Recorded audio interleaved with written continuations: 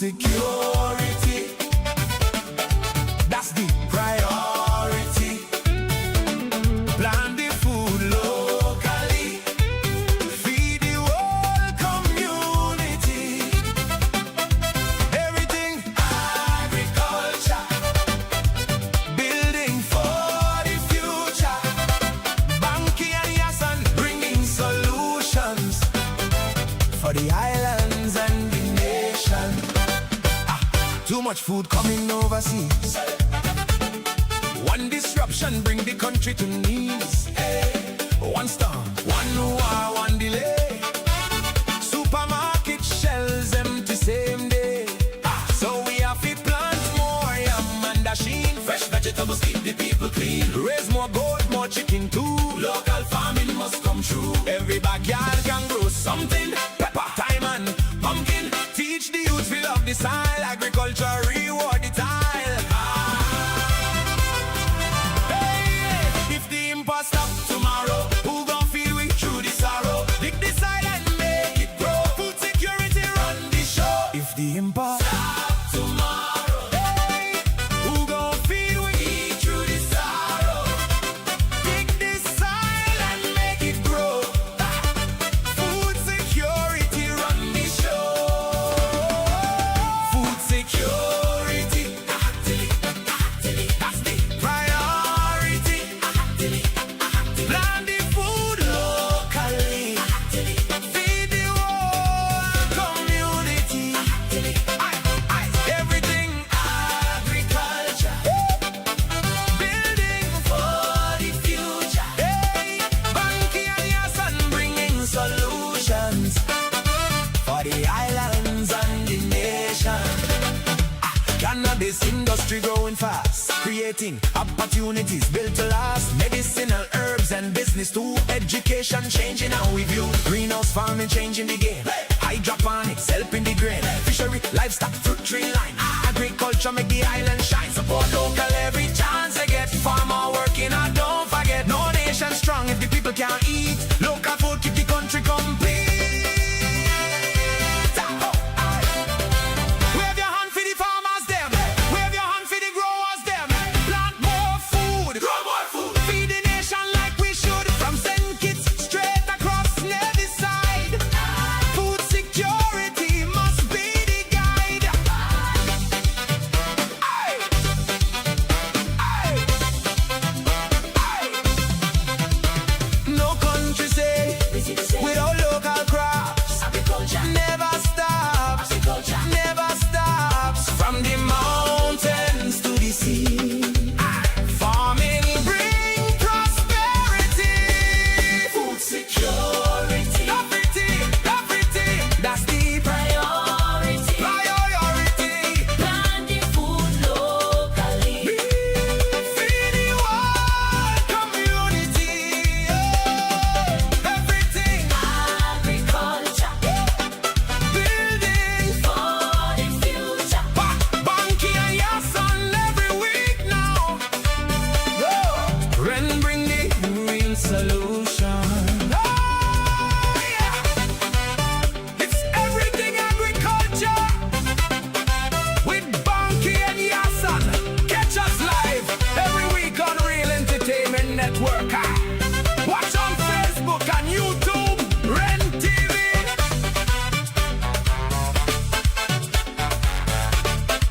Everything agriculture, where food security is everybody business. Wait. It's everything agriculture with Bankie and Yahsonn. Talking food security, cannabis, farming, livestock, fisheries, and everything agriculture.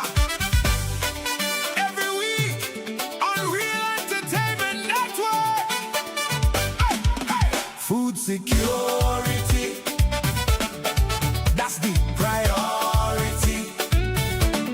Plant the food locally, feed the whole community. Everything agriculture. Sorry about that. Yes, greetings and welcome to the Everything Agriculture Show. It's another Friday evening. Greatly appreciate you guys tuning in. It's a Friday evening, the weekend. You have a long week, so in this time, many tend to start to do the host shows, just to go out and chill out, spend some time to relax and wind down and have a plan to go out and have fun and whatever it is. Always have a designated driver and be safe. And those who have the time to tune in and listen to the Everything Agriculture Show and Real Entertainment, it shows that they have that interest in what goes on within the Federation of Orly and Liamega. If you're the first time listening, they didn't just name for St. Kitts Nevis, and those in the region also call. We all face the same issues: food security, and that's a priority. Just want to big up the tech team, being creative with the team song for both the topics and now Everything Agriculture Show.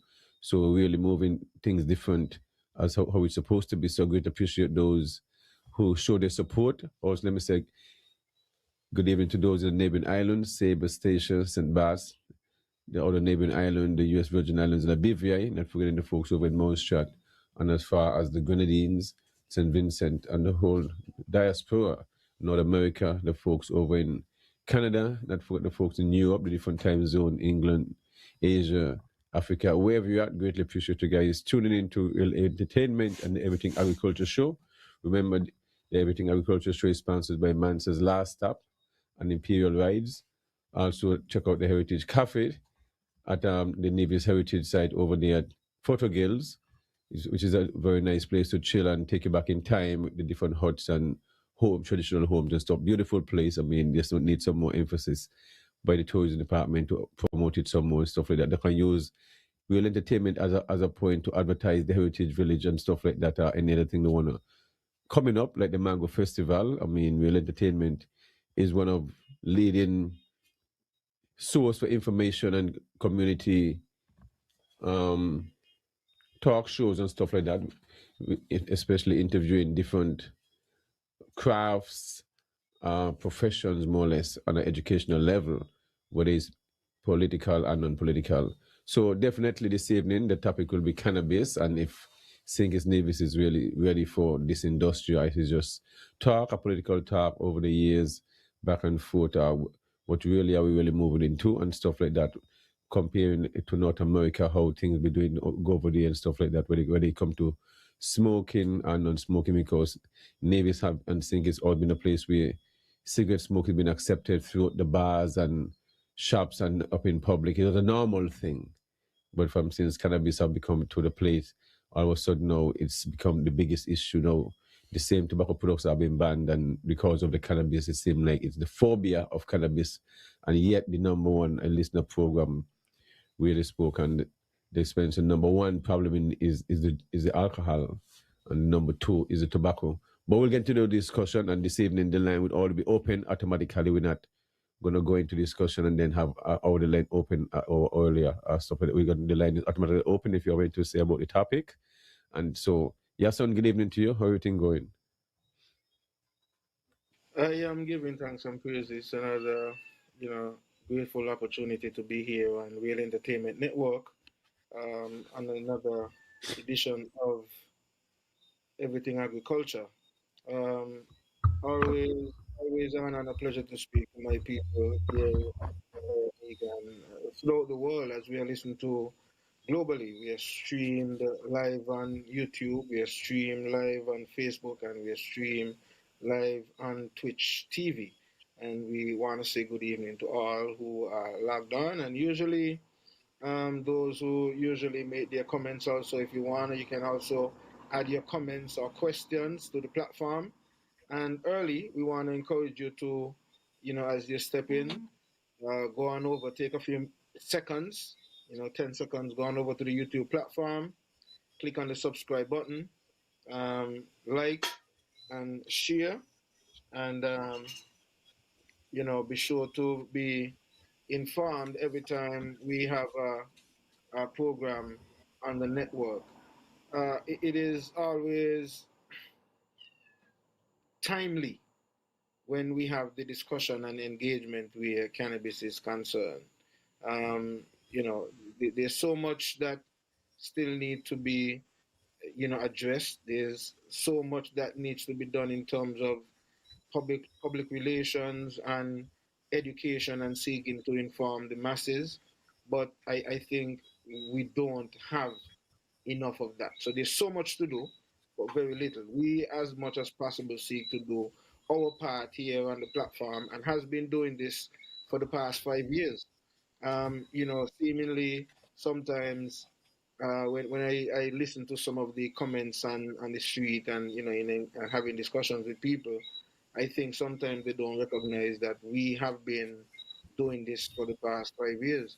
We have been the only program here in the Federation consistently doing one, and everything agriculture show every week, and two, the last week in the month, we usually dedicated that agricultural show to the topic of cannabis, and we have been doing that for the past 5 years. We have brought several experts, people from all over the world, to speak to the topic, and we will continue to seek to educate uh, our people and to inform and also to open up the platform to more information and more knowledge. And so that is one of the reasons why this evening we are not going to wait until, as Banky would have mentioned, that we go through a whole discussion then to engage you. Tonight, it's all about you as well. And we want to give you, the listening public and audience, an opportunity as much as possible to interject your view and opinion. And so the number is 1-869-662-7196.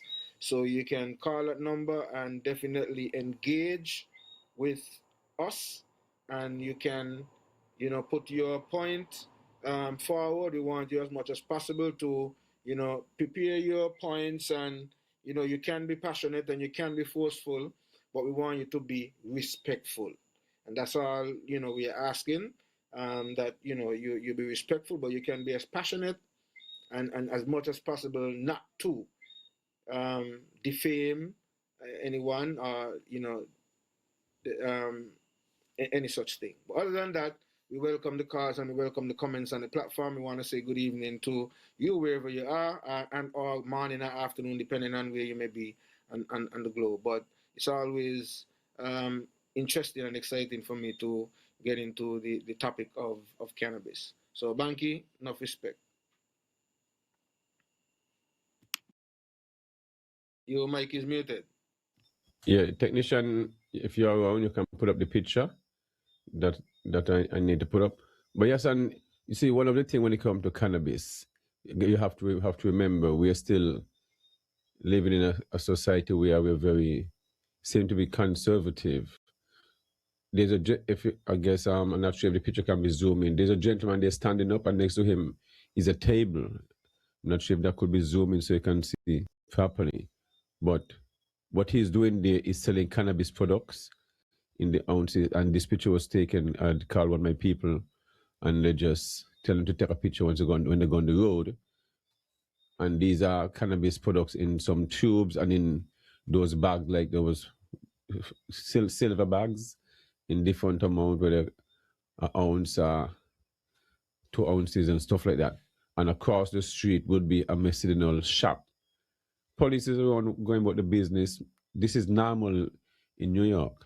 And anyone in New York can call, and in the Bronx and Brooklyn, normal. And you'll find in some places, you'll find like 5 or 6 guys next to each other with some bigger tables. I mean, this is one of the smallest tables I've seen here with vape pens and different stuff. But here, people passing, smoking, cigarettes and different stuff and cannabis. In New York, we got 4 ounces of herb, 4 ounces of weed, and 4 ounces on you. You see what I mean? 4 ounces. This are now. So when they're saying, oh well, with the banking system and the banking system this, so when them money make all their money, where they put their money? In the same bank, the bank across the street, So when they entertain about this and all that, just start bridging. But all people are just love to once a politician or the support says something, they just go along with it. They don't research things for themselves. If the future tell them something, they just go along with it. Or he says so. So they ask, who is he? Who is they? I don't understand. They can speaking like that. We need to get up where we like to say we are 99 point whatever literacy. Anybody can read, but if you don't comprehend what you're reading, that don't count. You should be able to, when you hear something, you're supposed to process it, critical thinking. You think for yourself and for somebody support something, you want to say, oh, because the wall is white and they say it is blue, it is red. You'll go along with it. No, it's not like that. These are normal things around here. I was in St. Kitts Sunday. Victoria and Sydney, big up yourself. I went and checked for Victoria and Sydney. Had a great time, great conversation and stuff like that. And my way up, I check one or two virgin and then decide to go over on the strip and check for a virgin over there and so forth. Good conversation, another reached, and then you see like you have a Mother's Day event and the whole strip over there, party going on, squad they drive when people are burn them herb, squad they not watch nobody, not stop nobody, hide up nothing. You see what I show you? Beach bar man a burn the herb. And who you think they right there by the same beach bar? One demand them in a green. But where do enjoy can now do a thing, whether any feelings or not. Now, man, I do the thing. You understand? Me wrap up me herb, burn me herb. Normal thing, virgin. This is the downside to Sink It. Sink is always have a different culture when it comes to policing, when it comes to herb, when it comes to tobacco product, alcohol partying. If Sink It, people don't come over to Nevis for cultural armor, there is no cultural armor.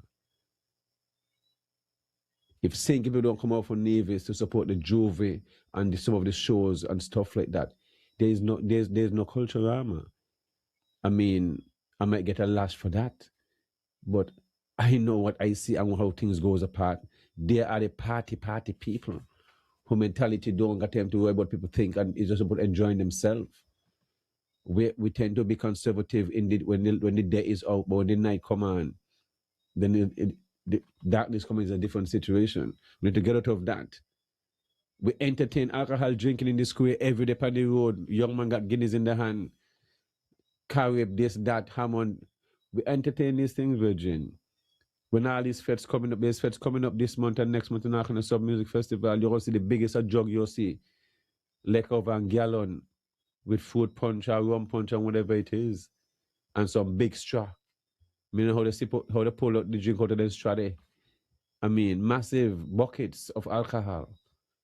There was a show on the Let's Talk, and they spoke about a counselor of the team, the federal drug council, along with two church members and stuff like that. And they spoke about these things, but their main focus is on cannabis. It's amazing how the people who you put in position, that's their main focus, cannabis. You see the little few who in town smoking whenever and whatever. And that is nothing new since I'm in high school. I finished high school for over 30 plus years. There's some of my classmates don't used to come in the class. They're just over there playing basketball and smoking herb. I could have been over there smoking herb with them too, but me go up in that environment where herb is normal to me. So I don't have to do them things there. Tobacco with me, you see them that normal environment for me. So I don't have to act and rebel. Okay. So anybody who go up in my environment, my sisters, my cousin, this is the normal environment for us. My uncle smoke herb and stuff like that. My cousin, my grandfather smoking cigarette. So and the animals around, but they're working people. So herb was never seen negative in my environment. You see? But here the system knows that at the same time, those who use cannabis, they know they have the right to use the cannabis, But because of ignorance, they prey on people's mind and abuse it. So that's why they must pay reparation, Them have to pay people, not just expunge the craft when they charge them and stuff, but they have to pay money. You cannot infringe on human rights and think it's okay, You see what I mean? And that is our problem. And the system a lot of people don't know their rights. The police go around and telling people they can't record them on all these things and knock people phone out their hand. That's fine. They're going to try that with me. You see what I mean? No police will put a hand on your virgin. The police enjoy every day go out and harass people every day and get a high after it. Big high after it and tell stories about it. When you record them and shame them and they can't explain what they have done to you, they feel like they've been targeted. They've been targeted. You target this community every day on a basis. They need to have community meeting with the police and them because they're not doing proper policing. You're instilling fear in the community where the community don't like the police. And the church have a big part to play because they're all entertaining it. And a lot of other non-NGOs and stuff like that. Because they know at the end of the day, Virgin, I get called when people are on the deathbed I know I get calls. It's just this week a young man was on a respiratory attack. And the first doctor said cannabis tea. I get the first call, come by the farm, put on the tea for him to boil and stuff like to set for him and to jar, come and then give them some other herb, give the period some herb to work with. Youth is much better. Every time somebody have serious problem when it come to cancer and stuff like that, I always get a call most of the time down the road when it's really got reached to a point. But so it's just like you're supposed to be drinking teas every day, your green teas and stuff like that. But we have a serious issue when it comes to ganja. It's embedded in the people's mind stuff so bad with all this their product from under Reagan days in the 80s and all this different stuff. So you think it'll just come out of people's brain like that? It don't work like so. You need proper education and the right education. You don't put herb and an ecclesiastic area where the one in charge of cannabis do not love cannabis and they despise cannabis. And then the PS and all those things that do not like cannabis, they have everybody in the feelings. Your position should separate your personal views of that position. You see what I mean? When I see people, when I was in position and stuff like that and serving the public, I don't see colors. I don't see if you're gay, if you're this, if you're that, if you're transvestite. If you love agriculture, I treat you just like everybody else. If you need assistance, I treat you the same. I don't treat nobody no different than anybody. That's just how it is. If there's a program where you can get something, you get the assistance. I might just put rules in place if you want, where you put on your post first. Becoming a give wire to a lighter on the ground. And then you're going to plant the post. You got to show me you're serious. Then you get the assistance. So you want 5 roll, plug about the post, and then you pull on the wire one time. Because I should be able to come back and say, well, I give you 5 roll of wire, and I see you have at least a half acre of a quarter acre of food out into production, and this is going to improve the food security. And I continue to guide you and put in your information in the records and stuff like that. That is how I function. So because I function like that, I don't get like a backlash and stuff like that. But that's part of it. It doesn't matter me. You do what I say, I could go to the biggest, who everything is ahead. Me again, them call me running the program. So you can't tell the minister, me not give you, he gonna call. Minister can't call me phone and tell me nothing. Or the PS can't tell me nothing. Because that's how it is. You give me to run something, but I can step above and I don't function like that. Otherwise, let them run the program. And this is the problem within the civil service and within the community. There is no accountability. But with this cannabis thing, the problem is within the sector system itself. It's either they want it or they don't want it. You see, and then they put obstacles and stuff in place where you know if you're going to be asking for papers and that kind of stuff, it will affect mostly St. Kitts people. Because a lot of them is squatting on land. You see what I mean? A lot of them is squatting on land. So I have to highlight these kind of things to the PS herself. Because as me tell the PS, I don't need to register, coming to my rights. And this is how I speak from since I'm 7. I have locks on my head since I'm 17, That's how long, over 30 years. I have my children know me like this, Me never shave, me never this. So when I speak, I represent me and my family. Because it's important. My youth, them in the police go meet me youth and them, my 15-year-old or whatever, and ask them the question. And first, I'm going to call my father, call my dad, I'll call my mom. Ain't going to do so to you. Yeah, they can't. The police, no way, can make me youth. And what's the answer? You ask them nothing and search about nothing. Yeah, because really you don't develop my youth rights, and then you're going to have to deal with me as a man. Because I'm going to keep on a uniform when I got on. Because then you mess with my family, and then my family, my head no good. So I'm going to apologize when it comes to my family. You see me? Plus my girl picking them. Because no man supposed to touch my girl picking and search her. So these are things because you because drugs or whatever. I mean, a business about that. No man, female, and then underage, period got to be there. We got to educate our youth, them virgin, and we're doing a poor job educating our children and what it's about cannabis, alcohol, and these things. You got to educate your youth on them. It's very important to do these things. So a lot of young adults get locked up and police harass them and take advantage of them, and then I get a call from the parent and I got to guide them because the parent don't understand, don't even know their rights either. Is there them and the police just jump over your wall and come in the yard and take you help train them and go over here? I mean, really? How they get out to do so? These are the things these guys them doing. This is what they're doing. These police don't need to have no guns on them. You see the man who's going to shoot the police. This don't happen, virgin, because there's no. situation going on around here. The youth and them not committing against the crime against each other and stuff like that and these things. As Mr. Jensen came on and said, oh, we have one of the highest crime rate and this and that, but he want to do an investment. Yeah. That's what I asked him, what me not understand that. You see what I mean? The youth then got to realize we as the people have the power against the system, which is these politicians to them. Because if you check it out in a virgin, that's why you say this politics thing, we can't deal with it, you know. Because these men who on here have your wage string. Because they cost each other too much virgin. They got too much estrogen in their body. They can't be man. No man act like that. And then throughout the Caribbean says just always obsessed with each other and cussing each other.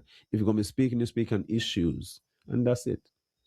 You hear me cussing man and this and that and looks and sacks and this and just one thing. That is not normal masculine behavior, virgin. You overs, that is not normal masculine behavior. So how these guys want to go after all of them, not man behavior. But they can tell me that. Because me a man. You understand? So me know that. Them then a normal behavior, how these men that go on every day. Them female don't go on like so. And we entertain these things. That is why we can have normal get troops around in kids. That is because we normalize these things. You see? Yes. The point is when we get cow, sometimes we go all up and down the place because it is necessary. Because it's all about educating people. Because always processing and conditioning people's mind. It's important to know where your right is. Because cannabis has never been illegal. The drug are the problem. Even when the gentleman, the CEO, really know the religious rights of the Yahsonn Act. The police are still in the feelings. I said, no, that too much, that to this. Virgin, if the Constitution and the act was put in place because of the Constitution that act came about and give me the right to have 1 million ganja tree, really shouldn't bother you. Because your host got in all kind of cases of rum, all kind of different brand and this and that. Then a lack of family children and them. So your children all them alcohol, because they give them woman all the drink.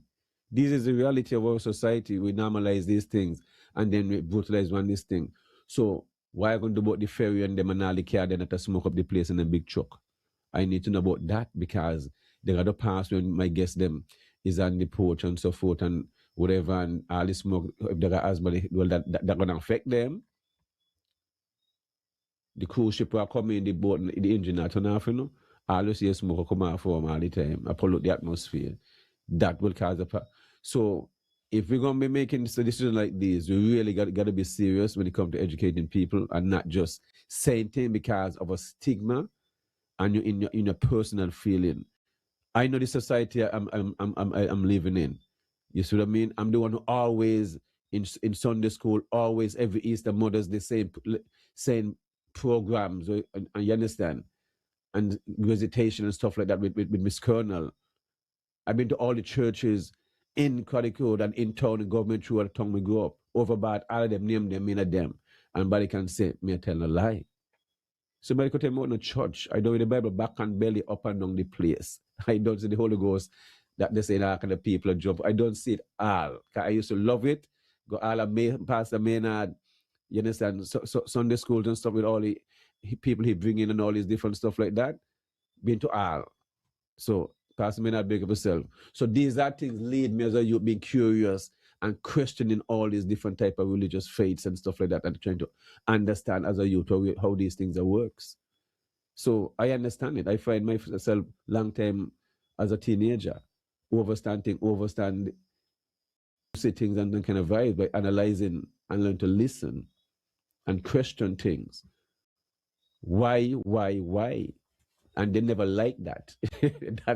That is why I was asking. If you ask why this, no, why no madness that you should always question things, and that is the problem when it comes to teaching and how to teach people at the same time. The focus on them who catch on quick and don't realize it is the teach. If we all learn different, and then they say, oh, the one they don't and the one they slow and whatever, but the one who's slow are the one who build your house and I work on you make your car and this and that and I make more than you and you still have but it's slowing up. We're gonna change this concept of thinking and how we see things. You see what I mean? If you're moving to a cannabis industry, you need the same them who slow, who understand the plant, who understand the soil. It's all science, but you're just not seeing it that way. Everything we do is science. And all these things going to include mathematics. Because a science is a language. You have to understand these things, how it works, environment, moisture, everything you have to understand. So I don't see we are serious when it comes to agriculture in general, whether it's cannabis or growing of food. Indian Castle, the government in Nevis, and the Minister of Agriculture, along with which is the Commander-in-Chief, Mark Brantley, he's the Minister of Agriculture. He don't get the title from a long time, as you know that. Me now about Eric just did to cover. I'm Mark, the Minister of Agriculture. I hear fairly country. Me assess all the time, me not stop. I'm Mark a fairly country when it comes to food because you can't just went to St. Bart's with a big thing with tourism and mango and this and that. And I just say St. Bart's want so much coconut and all this thing. And you want to walk with a man at St. Bart's, the manager in your castle, and he a mash up in your castle, trees are dead. You've been there yourself, you know. And you're going to travel with that man and the same plane and hug him up and rub him up and say, boy, you're the greatest. Let's go to St. Bart's and promote Nevis and wherever, you know, the man feel. You know your minister, Ghana Anguilla, by himself, you know, for opening a walk with no other delegation, but he gone by himself. What representation is that? No work with a farmer, and they also open to give them a chance to see Anguilla, whatever technician there. He gone by himself. You understand? He had a show Wednesday night, he mentioned nothing about how the opening it went, how the trip went. Nothing. But sink it down there on the other hand, got a nature project, one go cook his food chain or something what the Emirates and Nevis have. Done or invest $5 million. So we go had pepper along with the food, cheese and all the different stuff and go plant potato and pumpkin. Yeah, but when Yahsonn plant, the government got plant all that kind of pumpkin, or want to Yahsonn pumpkin, and the neighborhood got one or two pumpkin run wild. This shows that the project with the hot pepper is not conducive. It's a waste of time. So these are things we should not accept. I mean, I can speak like this because I'm a technician. I travel with them, and plus I advise all kind of people, and I'm a practitioner. So anyone can come and see what I deal with. So I'm just not talking. You see what I mean? Those who pass and come, they see, they excuse the renovation going on. They see how the place coming together. I may do all the work myself, the renovation, the painting, the this, the that. And still, that's it. The hours is there. It's just how you go about doing things. So who want to can challenge me because the evidence is there, and plus my evidence is there at the department or whatever I do. I like to write, and whatever I say, put it in writing, and then they will tell you if we disagree. I put it in writing. That they want me put it in the report. If I give her this wire and that wire, I put it in the report. I donate a wire to this farmer here, tobacco fertilizer, whatever it is. I put it in the report. No, me not take it. You understand? And that is how it should be done. Because the resources, because when them still who they whatever and them at their different position call and want somebody could pay for it, they give it to them. And that is the sad thing. Those at the top help each other, and then them at the bottom, they don't want to help them. I seen it all through the civil service. Nobody can fool me. The problem is they prey on the weak, and those who stand up and speak up, and this happens through the whole society. That's why our society is so fearful, and people prey on them because you're taught to fear and not to answer. I even stand up for your rights, and and it's sad. We just go. Living in Nevis is a movie, you know, my brethren. I watch movie. Me not on a TV, so me watch movie every day and then and laugh to myself. You know, when me driving, you could tap there. Yeah, can be crazy. Yeah, man. You see it around your brethren. You see these things. Why would anyone destroy food and allow food to be destroyed? And then the people of Hallinswood and Ginger and people of Nevis and the whole accepting these things. So you think the universe going to allow these things and feel good about these things? You think that's how the universe works? The God that all of us serve and love, and now thing coming up, we call it the harvest. I'm the first farmer, one of the farmers they're going to reach and ask for stuff.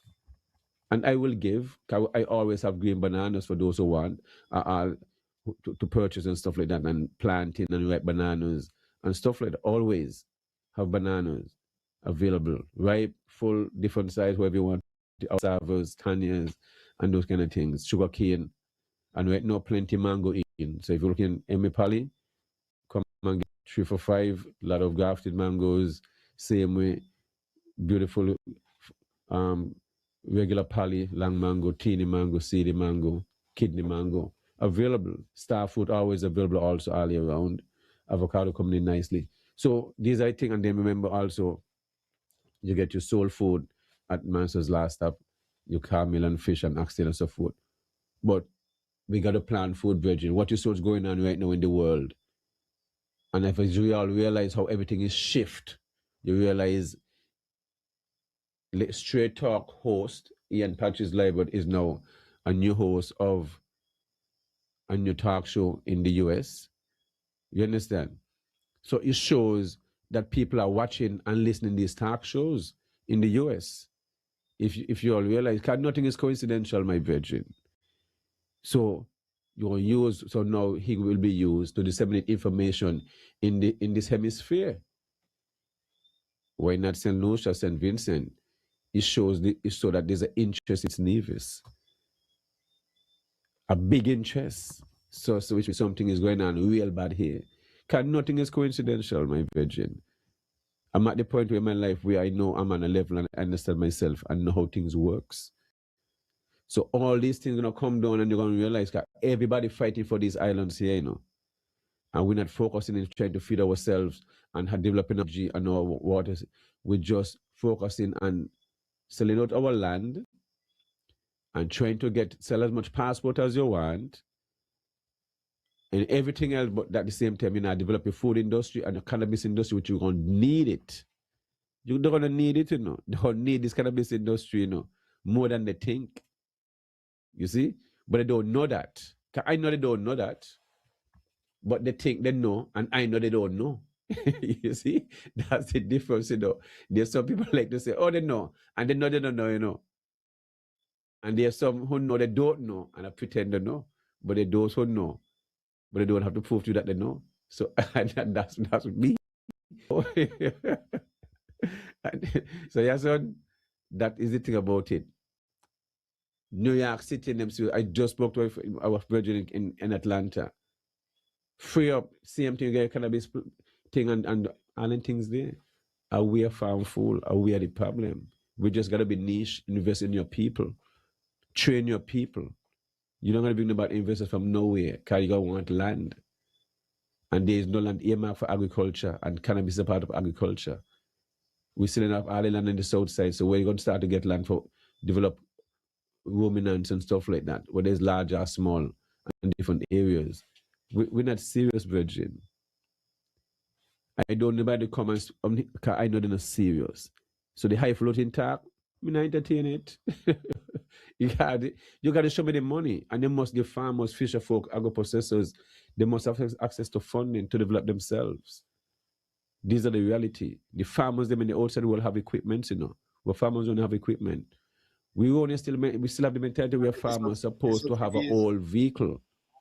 They get subsidies from the government as well too. In a lot of cases, like in America, a lot of the farmers them get like huge subsidies. They get subsidies to farm and cultivate. Well, not just, yes, of course, because that's what it is. But when you stand up on a lot of these treaties, a lot of these fine print say you can't grow X amount of food. You got to buy back the food from in the outside too. When you sign on a lot of these treaties, when you take a lot of these money from a lot of these agencies, where there's USAID and UNESCO's and all this different stuff, there's a lot of different things that you got to comply with, because all of these is coming from under different stuff. And PAHO is under the US, these things coming from, you know. So then you're put to tied into that national system to know how to. These are the realities, but we just don't touch on these things. And so how you're gonna move forward when yet your people don't know how these things work? Because everything is all about collecting data, you know. And if data, they're studying you. People here studying us, you know, and we not sitting, you know. Study them, study us. That's the reality. Well, Studying us.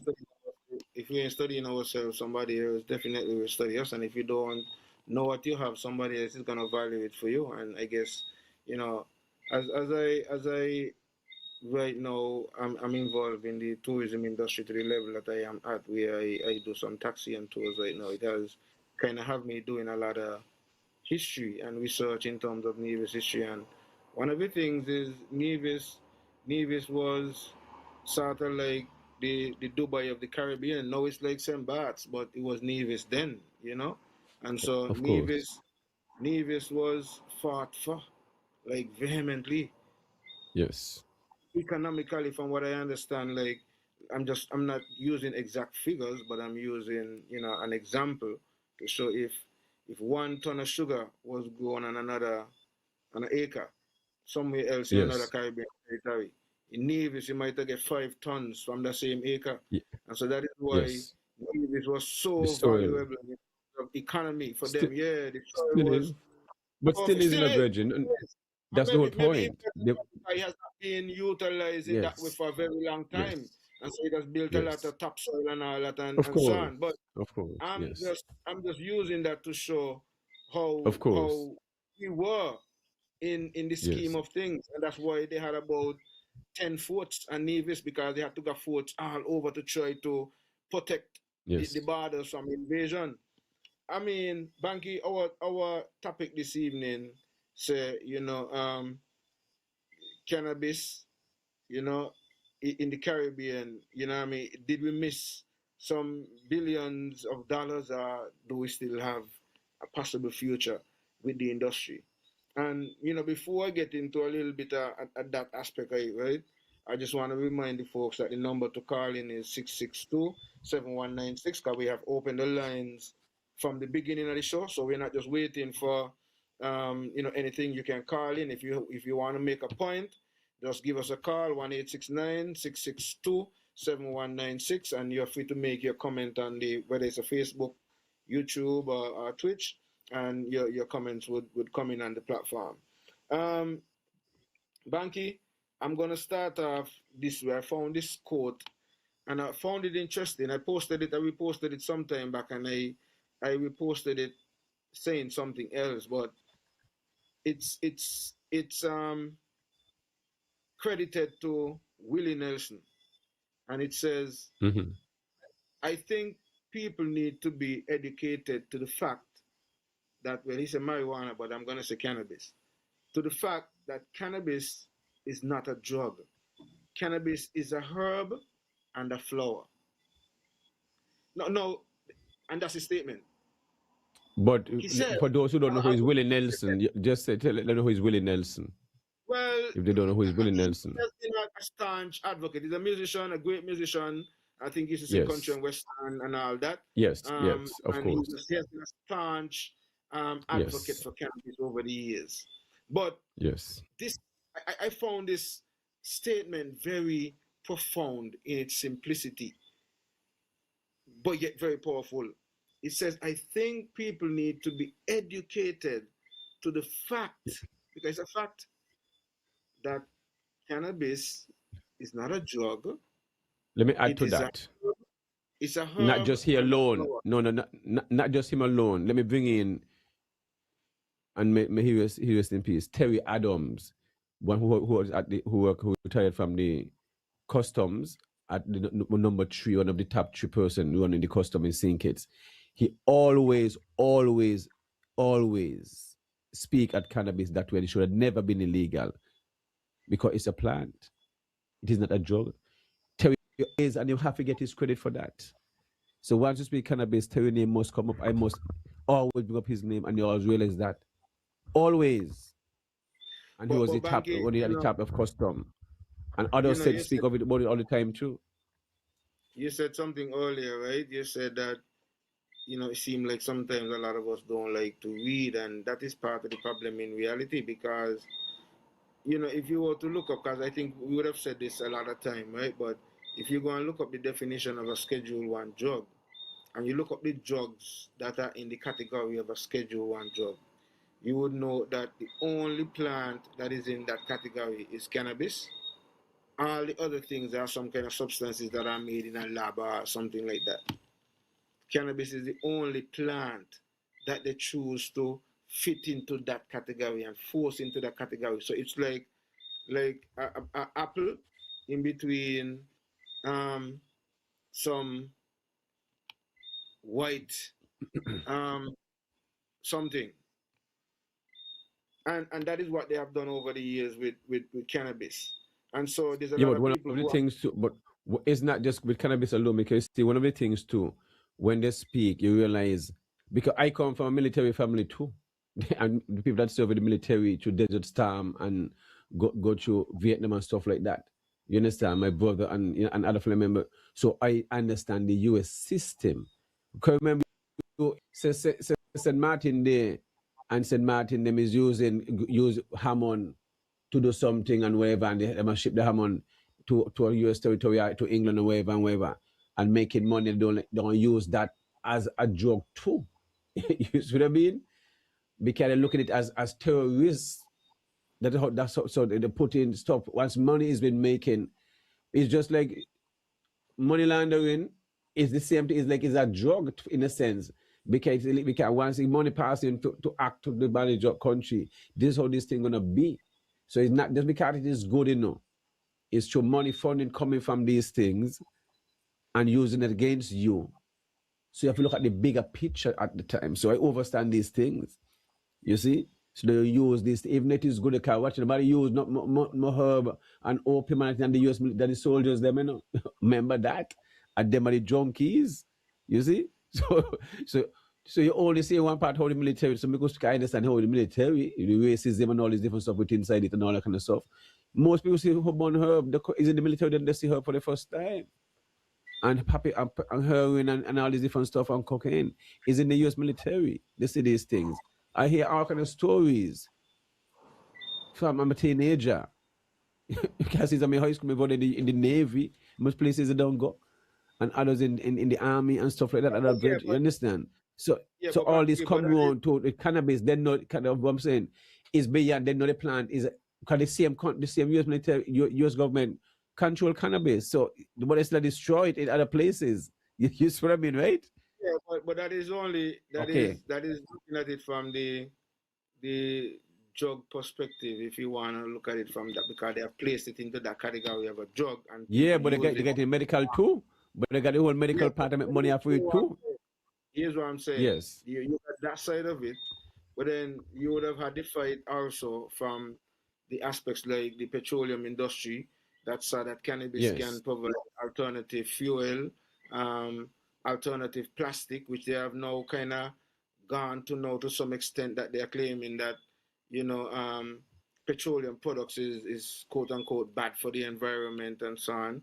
So now they're looking at these alternatives. But these industries were there. But as you say, people don't go so deep into the system. But when you have, you know, like um, them people who like Rubbermaid and these companies and so on Of who course. Yes. were you know, up there, and they The, decided, well, by the oil we companies, yes. yes, this is a we business, and if we allow this Of thing to course. come in, then this is going to shut down our business and our venture and so on. And so we have to find ways and means to keep out these things. And then we know Plus, historically, it's even cheaper. It's cheaper to grow a plant than to extract from some out of exactly, the soil. and You the see? plant itself, from a The- scientific perspective as well, it detoxifies the soil. So if you plant in other crops and yes. the soil Of get course. toxified or whatever, you can just grow a crop of hemp, and then Plus, it provided oxygen. It provided oxygen. yes, you have solutions for um, paper as well, because the hemp can make paper as well, and rope. So I was gonna get to that point. I was saying back then, even before they decriminalized it, because it was legal. They used to use it to make rope and paper and money, canvas, Of course. cannabis. Yes. Um, the Paints sails and that they used, varnishes the ropes. They say was the strongest rope, the hemp rope back then when ships were the order of the day. Is hemp they depended on, and there was a point when I think it was yes, and after you say the banana trees that we have here, right? We waste the whole banana tree, we cut it down. Is one of the strongest fiber in the virgin. The banana fiber inside, one of the strongest fiber when it comes to making for cloth or any kind of material. But we're not venturing into this because these things already exist, in simple ways, So that's a whole industry right there, So that's what I know my people are not serious. We can be shipping up Well, mangoes too. so, but this is what I was saying, and this is what I'm highlighting in the sense that a lot of the times the discussion when it comes to cannabis is just limited to the smoking and the issues surrounding the smoking, and so I am seeking to as well diversify the topic and let people realize that there are other areas and aspects of cannabis that you can get into, and you can create your own niche market spaces, which we definitely have to consider in these parts because I was getting to the topic because the topic is saying, have we missed the opportunities to make billions? Or, is there still a future for cannabis? And yes, Never too late. we have missed billions of dollars, yes, and that's what I'm saying. But Yes. I'm saying we're not too late because we can create our own niche markets with a lot of different value added products and But even the do rock we want it? itself. But do we want it? Do we want to be niche, or you want to bring in investors? That is the question. Do we need to? Do our government want to bring in investors, or they want to need us and see it be niche? Can when I So say niche, no, that's what which is it? Which way it in the heading? you ask a very good question. Um, the difficulty that I have in responding to the question is you ask if that's what we want, and then you ask if that's what the government want to do, and then you Mm-hmm. realize we have a challenge because a lot of the times we may want certain things, but then the government want to do something else. And as we're talking about cannabis, that is the perfect example to start Yes, with, because of course. for example, Sankofa never took the government to court for the medical cannabis industry. Yes, Sankofa took religious. the Yes, government to court for spiritual or religious use of cannabis and yeah. for the Privacy. use of cannabis in his private space. Those are the areas that the government, Sankofa took the government to court for, or took the commissioner of police to court for. However, in an effort to respond to what Judge Ventos would have dictated that they should do, they opted to run with the medical industry and start to promote this medical industry and get people all hyped up with this medical industry and throw the areas that Sankofa took them to court for under the Ministry of Ecclesiastic Affairs, who over the years would have done absolutely nothing up until your arrest. So it's only up until your arrest that some movements have been made that now people can get the farm to full out to get their 5 trees, plant their 5 trees, and have the 56 grams on your person, and also for Rastafari to be able to Well, register the place. let, let Government. me say this. Well, what you said have some correction, but before years, 3 years since 2019, organization had filled out farms, but not they just probably show them the garbage. Can I can't even find the farm and them. So you just show they tell the float of farm Okay. 2019, so them and nothing about it. You understand? That's it. So until as you said the areas now and the pressure from the community, that's what say you just need enough people, my brethren. To get change, you just need enough. You don't think you need thousands of people. No, you just need enough support and enough lashback within the regional community, and that's enough pressure. Cause pressure make what. That's why we have pumps. Is all this pump? They want to pump it all around to the different communities. The pressure. So, but the support, the people, them have to realize they control these elected officials. And as you elect them, now you control them. And they is not in charge of you. You're giving them too much of strength.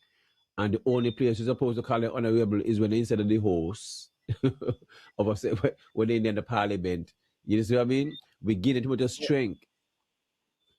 But Banky, you see, some of these things. I'm glad that we continue to put this information out because to some this might seem like it's new information, but we have been saying this for a number of years, and even this same point here that we have been highlighting. Cause see what you just highlighted there. This is something that I've been saying for all along from since 2019. You mentioned, right? So you would have had Yes. a team unity government who would have been in place, and we saw what happened there. The man were farming full to the point where I mean, the premier came out and said, well, we send it to the AG then because we know anything that we send to the AG is going to dead on his desk. Yes. One man actually admitted that. And so these are the kind of games a man would have been playing with the industry from since then. Okay, fast forward, we have a new labor administration. They came in and they said, okay, yes, we're going to move swift on this thing and we're going to move forward. But they jumped on the medical cannabis industry and totally ignored the areas that Sankofa took them to court for. And then you have a minister who is responsible for the cannabis, the ecclesiastic affairs, who absolutely people don't even know that he has anything to do with cannabis because he has never ever come out and said anything about cannabis or made any statement or any comment about cannabis.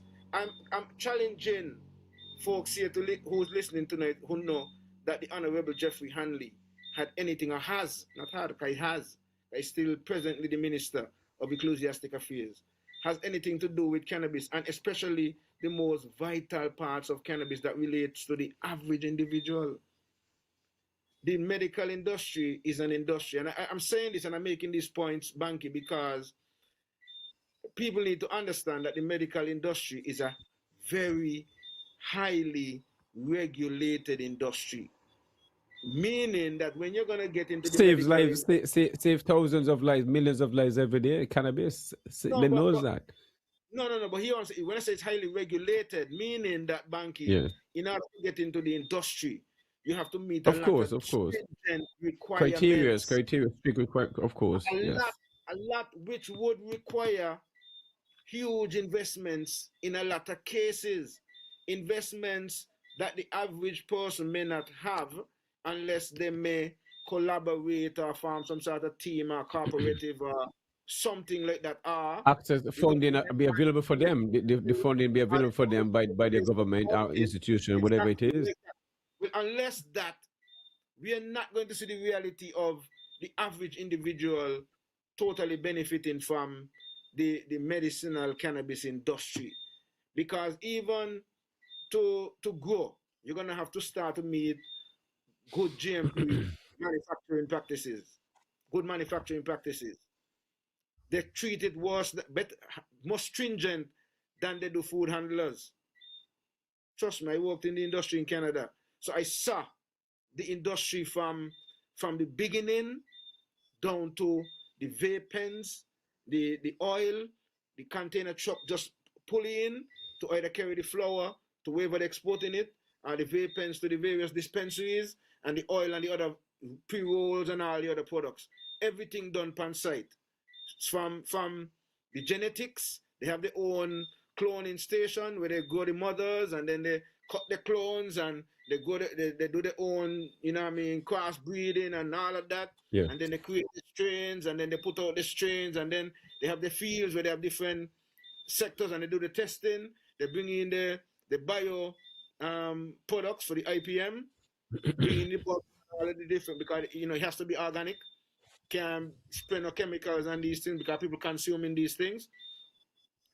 And then see them have it inspected, and if you don't meet inspection requirements to export, then you're gonna either have to dump that package or restructure it into something else. Now, if you don't have the infrastructure in place to turn it into whether it's oil or a topical product, then that's a waste for you. So that's what I'm saying. It's highly regulated and it's highly expensive, although it's going to be a big loss for you. Because imagine, for example, you might have had to spend $2 million to set up the infrastructure to set up your cannabis investment. You grow your first crop. It might have cost you $100,000 to grow that crop. After growing that crop, you will meet the good manufacturing practices.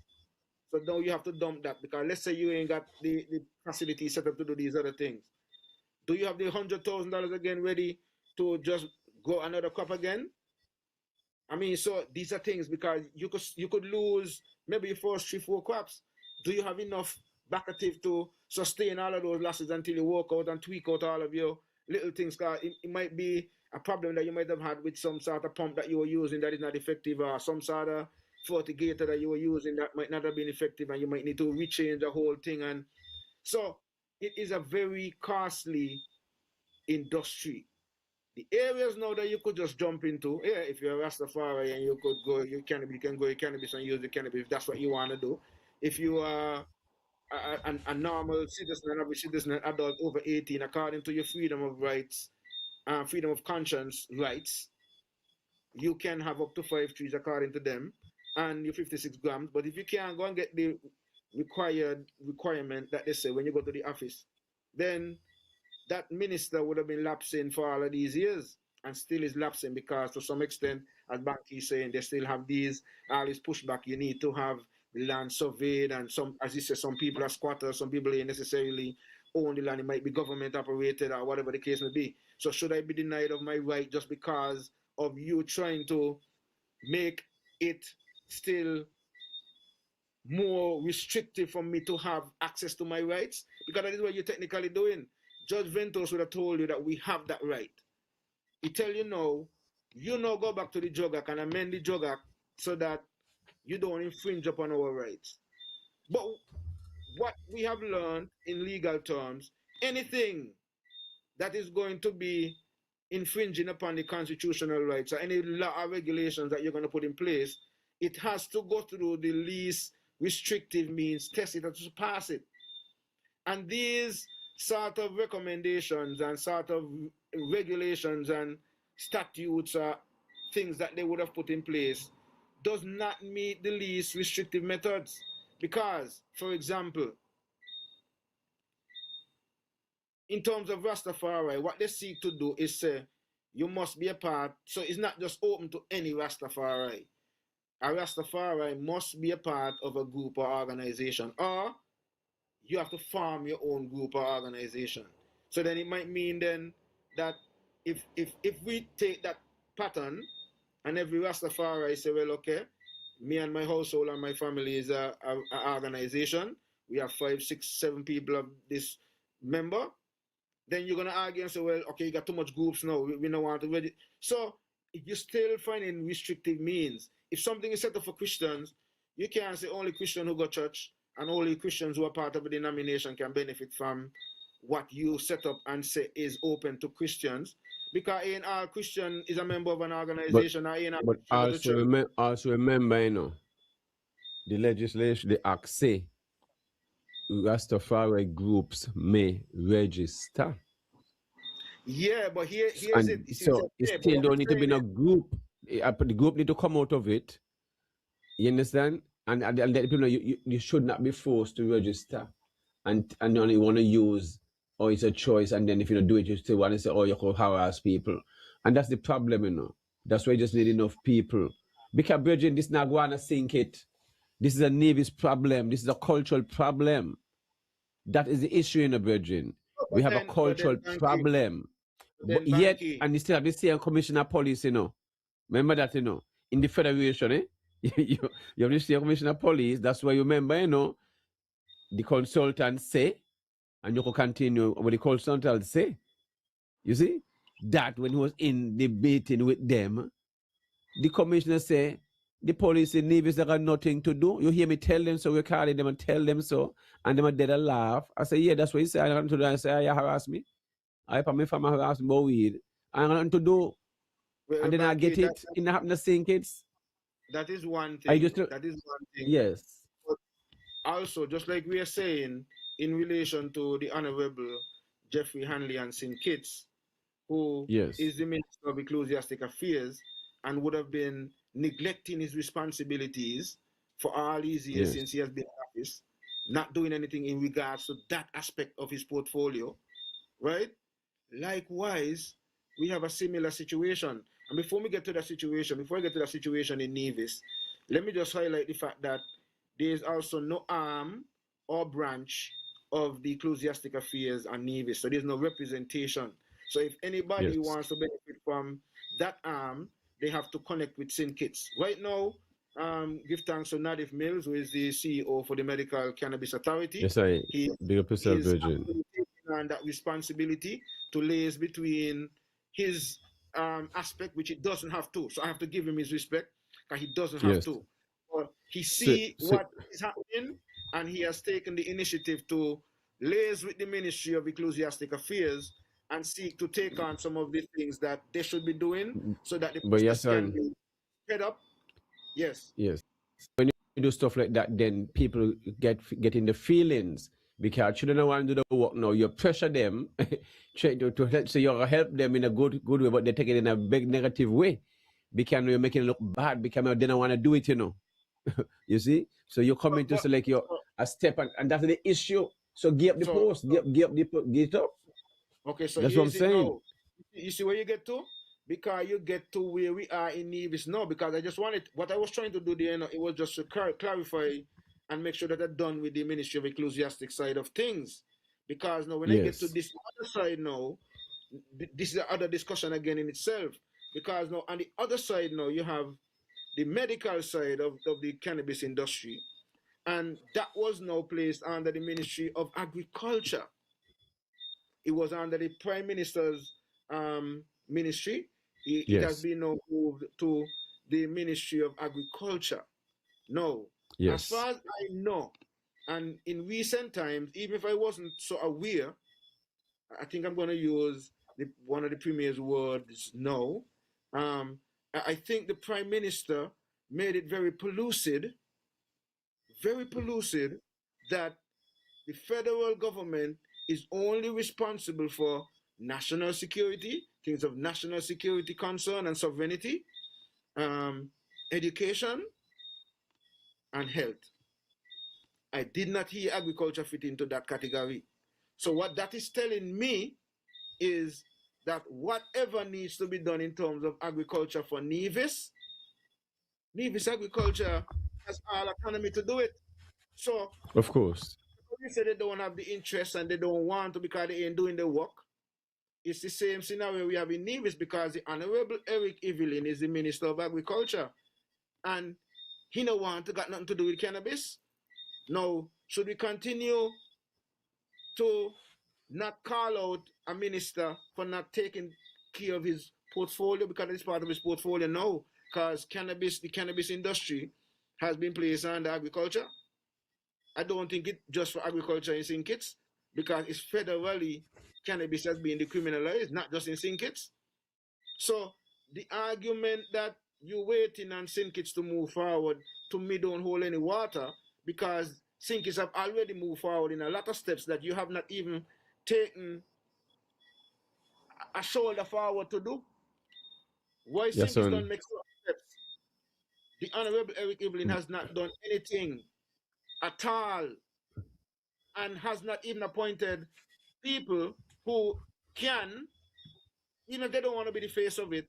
Well, it's something that you should do and get people who you think can do it. And if you don't want to be the face, let some other people be the face to promote that aspect, but make sure it is done so that your people are taken care of. Yes, Banky. Your personal views should not hinder you from doing your work.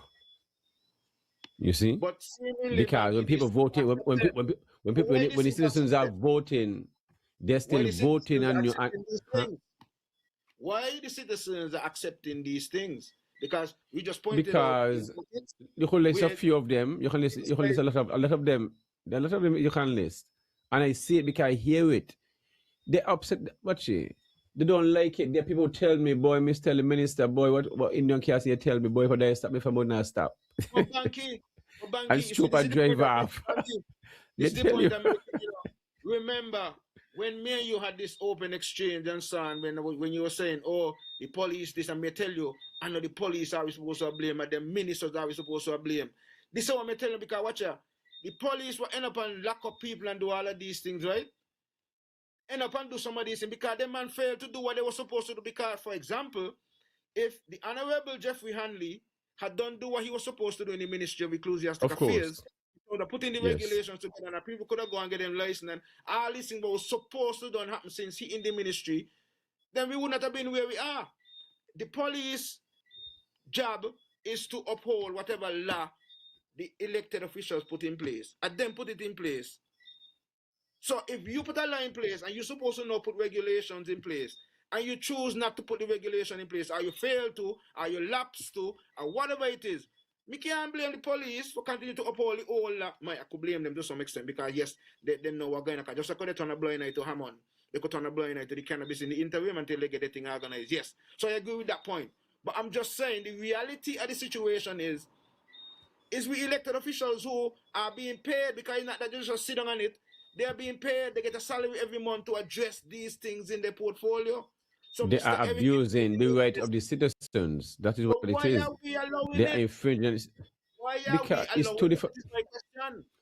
Because people, when they speak out, they are being victimized, and the people speak to themselves. They want to come to the march, and you saw them come out. You saw them at the sit around, they come out, they look. That is support. Otherwise, they'll stay in the office. If they don't want to support you, they'll stay in the shop and then now move. By coming to the door and come out and listen, they're supporting you. You see what I mean? The pastor say, you know me support you, but you know can't. You see what I mean?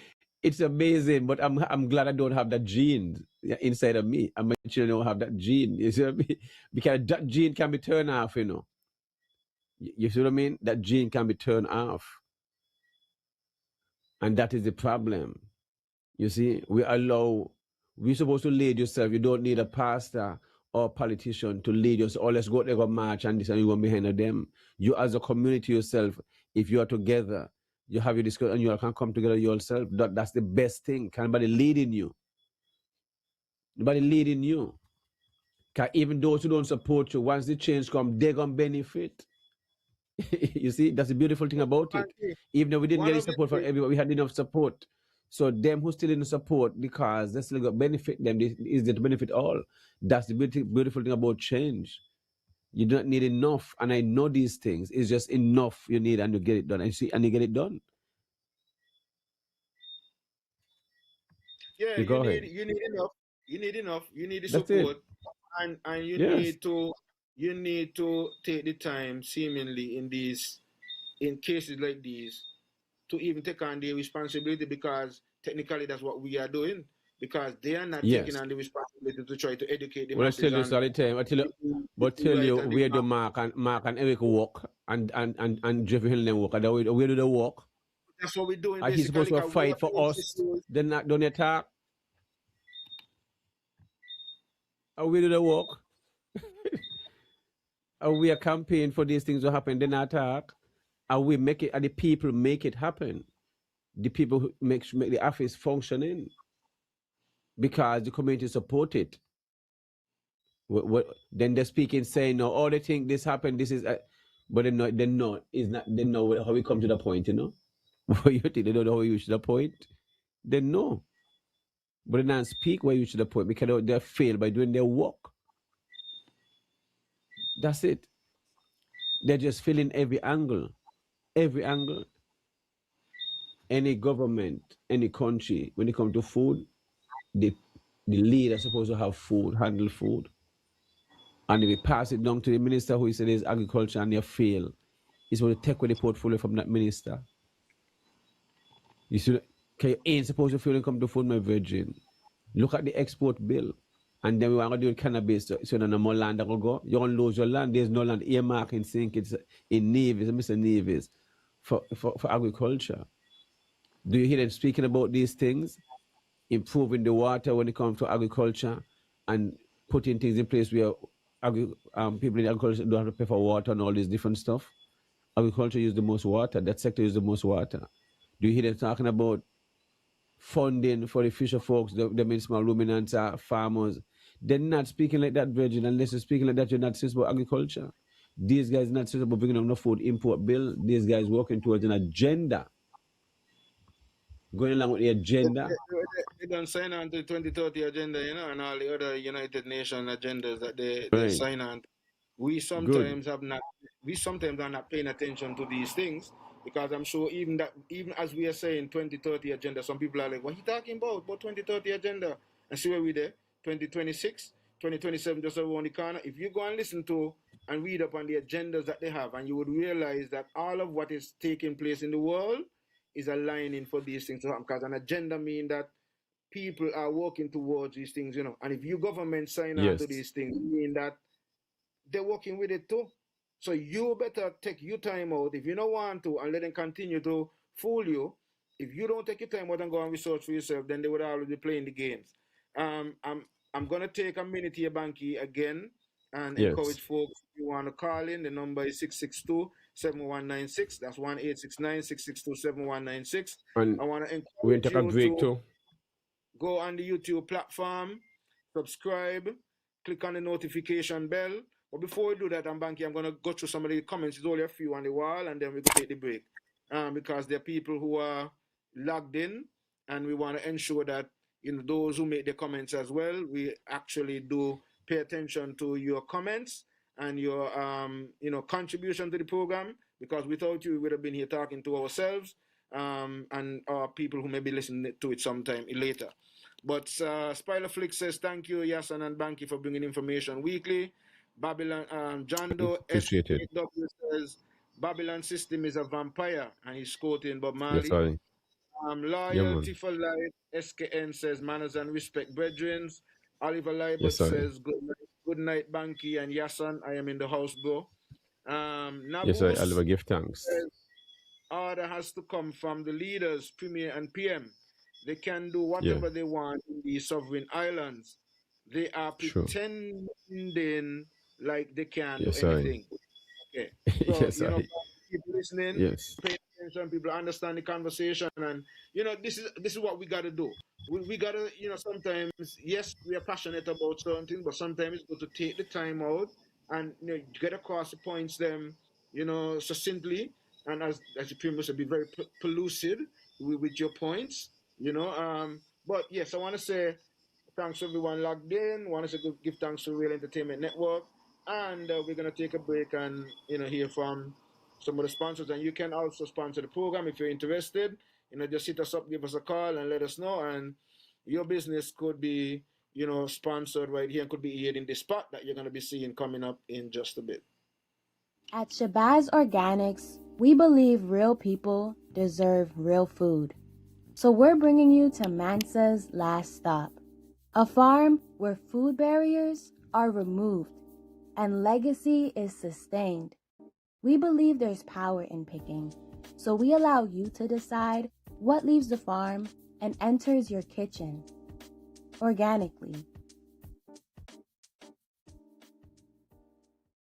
Beat the summer heat. Come and get your carambola, star fruit, make very nice drink. You can come pick them yourself. All the trees them full of vitamin C, antioxidant, build up your immune system. Mine's the last stop. A whole shopping bag for only $10. Half a shopping bag for $5. If you get $2, you must get some. Come get your carambola. Don't want to go to waste. Let's go, people. When comfort, class, and reliability matter, choose the ride that delivers more. Imperial Rides Transportation Services, where every journey is treated like royalty.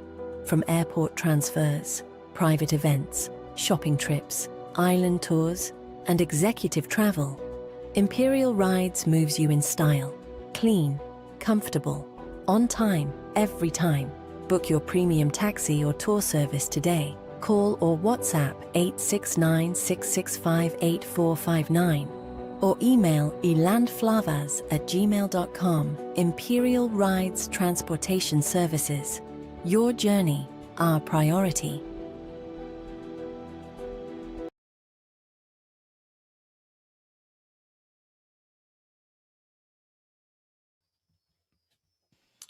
And we are back. I want to thank those for choosing into Real Entertainment, Everything Agriculture Show. Greatly appreciate you guys sticking with us on another Friday evening and engaging in the conversation have been very important when it comes to food and the medical cannabis industry. I'm not sure which way the government seems to want to be heading, but I'm for one, and a lot of people have this view where they would love to think it's be different to the other regional Caribbean countries where we are being niche, where the locals them alone benefit from this industry more or less, not just bringing big companies from outside and all this different stuff, because this is going to have a challenge. A big challenge is happening throughout the other countries and stuff like that, where they're even importing cannabis into the country and stuff like that to keep up with the demand. You see, so with this, there's an issue. Thank you. But That is a yes, point. go ahead. That is a point I made earlier on, and I can see how that can happen. Remember, I started off by saying that, the medical industry is a very highly regulated industry. Now, if for example they open up the medical industry here in St. Kitts and Nevis, which they're seeking to do, but with all of these stringent requirements, and we are not able to meet that, or we don't have the money to invest in all of the equipment that is going to meet up to whatever requirements that they have.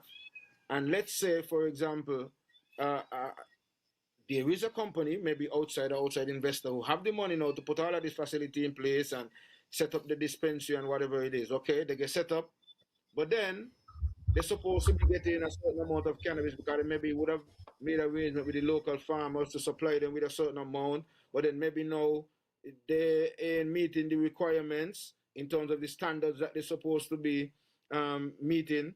Then you have a little challenge there. Then you find also that the challenge again is after you would have done that, okay, you can't meet that demand, but I have customers who I expect, because I already have a brand, that company has a name, and you have cruise ships coming in, you have people flying in for vacations or whatever it is, and they may be accustomed to that brand wherever they're coming from. So when they come to that territory, they're looking for that brand, and you don't have enough to supply them. So then it means then in order for them to meet their demand in that territory, they may have to import it from another country. And that is why within the stipulations of the medical cannabis, there is an import and export license. So you can export your local product and you can also import products if needs be. And so there is that avenue for that. So that's why I'm saying, in some cases, some of these industries would seem to be set up to the advantage of the outside investor. And like you said, because I think that was the case in Jamaica, where the company I used to work for in Canada, Aspire, they had a branch in Jamaica, they had a branch in Germany, so to speak, and you would have had that scenario, because if the government, like they're doing right now, is lagging their feet behind in terms of putting whatever regulation they're supposed to put in place and doing what they're supposed to do and so on, and yet I get a chance to come in with my foreign company and start set up. But then now I set up, and I'm expecting now to be getting supplies from the locals to meet my demand. But they ain't getting it. But like I was saying earlier when you left, I have people coming in on cruise ships or whatever who is accustomed to my brand. So when they come to Nevis and they realize, okay, Tafari's cannabis shop is here. But wow, I accustomed to Tafari in Canada, I accustomed to Tafari in America. Well, I buy in that brand. When I go to Tafari store, no Tafari no got. So Tafari now got to send back to Canada or wherever where he got his supply to make sure that when his customers reach to this destination, that his demand could be met. Now, can you blame Tafari for trying to meet his business needs by trying to import? Or you make nice with your government for not putting the regulations and not doing what it's supposed to do so that the local industry could benefit from such an investment? So these are some of the things that we're going to have to consider as we seek to open up the medical industry. And that is why, for me, I keep saying, many of us, especially on the Rastafari side, we're not interested in the medical cannabis. We're interested in being able to go with cannabis and use the cannabis for however we are customers use it. Whether cook, make tea, make cakes, cooking our food, use as external in terms of salves and rubs and all of that. However we are accustomed to use it. That's all we are interested in. You, the government, see how you can make some money from the licenses and all of the taxes that is necessary to operate a medical industry, opted to focus on that industry and have been doing that to the detriment of the people who actually took you to court. And this is what yes, and we need to highlight. Yes, I. we see, as the medical one, the medicinal cannabis industry open and accepting application, there's nobody signing up, because if the people don't trust the system and how they're moving, you don't have an office that is not functioning. And that's what happen. You see? People nah go sign up because the medical industry not necessarily set up to accommodate them. The medical industry set up to accommodate the big investor who don't got the money, got it put in infrastructure and could do what he need to do. really set up for you. You just pretend. Yes, so It's how just can the designers, how can you design an industry that not targeting your people? So help me make that make sense. When those same people, these people who are going to be voting for you to want you to elect you in government. So you see, so this is correct now. Well, We're into an election mode coming up. So look here, Bankie. yes, Look here. Okay. Ease off of cannabis for a second here. Same scenario. You have local owners of lands over in a particular area in Nevis. Those landowners would have had to be paying taxes every year for the land. And in some cases, maybe thousands of dollars for the land. All they're looking for is for government to be able to put in some infrastructure so they could do some development over there in the land. Well, you wouldn't want to think that if you really care for your people and you really love your people who you say you want to vote for you and so, that you would have looked to try to put in the infrastructure for them people there so that they could develop the land, even if they want to sell it. Because even if they're going to sell it, if you put in infrastructure over there, it means that the value of the land is going to go up, and whoever is going to sell the land is going to get a better deal for the sale of the land, even if they're going to sell it. So you see, it's a shame, eh? If you really had love your people, that's what you would do instead of trying to, as we are seeing here, get a big investor to come in to try and buy it out and then do something and then tell the people they must come back and look a job. Yes, so son. when I use that example now to show you. Of course, it's a good example. No, it's a good example, but there are many more examples. Where I'm showing you that yes, they open up the industry, but they don't really open up the industry for me and you to benefit. The SSZ, me could benefit from the SSZ, yes. But really, we would expect to benefit from the SSZ. They expect these same foreign investors are going to come in with these big projects and these mega projects and all of this. And it's the same way. Yes, that is where they choose to focus on the medical cannabis industry because they see how they could make money. They throw the areas that Sankofa took them to court for in the other area because in the arguments that they were making in the case, because that's all them in argue in the case, the same thing that the Prime Minister now is arguing and what the Attorney General is arguing about public health issues and social issues and all of that. All of that was argued in the Sankofa case. And the Judge Ventos told them, I hear all of your arguments, I hear all of your points, but they were not strong enough to convince me that any of these things should infringe upon the claimant's constitutional rights. It is in the court case. And Judge Ventos tell them, go amend your drug act, because no drug act, no narcotics, international narcotic act that you sign on to can supersede the Constitution of St. Kitts and Nevis. And the Constitution of St. Kitts and Nevis adhere to the United Nations Declaration of Human Rights when it comes to religious rights. Everybody have a right. If tomorrow you want to change your religion to say you worship a tree, you got the right to do that. If you want to have that religion, you have the right to do that. And you got the right to do it in your privacy and your place and your space. And if a part of that religion there where you say you worship a tree, mean that cannabis is a part of it, then you got the right to use cannabis as a sacrament, because cannabis is now accepted as a sacrament in St. Kitts and Nevis. We have these issues now where you want to tell Rastafari now how to use the sacrament, but you ain't telling the preacher man. If the preacher man want to go and buy 500 cases of wine or 1,000 cases of wine and stockpile it in the house, you ain't telling him that he have intent to supply. But you want to tell a Rasta now, if he got more than how much ever, when you come to his premises, which you should have no right to come to his premises to look for cannabis in the first instance, that if he has over a certain amount of quantity, that he has intent to supply. But I plant okra, I plant potato, but when I gonna use my okra, me want all of my okra one time. So I gonna store up some in some package. I gonna put some in a separate container. So I might package out some in the fridge that I know, well, if I'm going to cook, I'm only going to need this package. So I shouldn't have to open a whole 200-pound okra for me to get 12 or 14 okra. So what if I put them in some Ziploc bags and got them in the fridge? That mean I intend to sell them? How you determine that I intend to sell? And these are some of the questions that we have. zoom in a little bit, Banky, as we go on, because some of these topics you mentioned about smoking in public earlier on. Today, for some reason, I was passing by Value Mart and I watched a sign over there. I actually took a picture of it and I posted it, right? The sign that the big sign that they got Yes. there by IG talking about no smoking and all that in the public and all that. Yes. When you watch the sign, right, they have other things and they got cannabis and they got other things.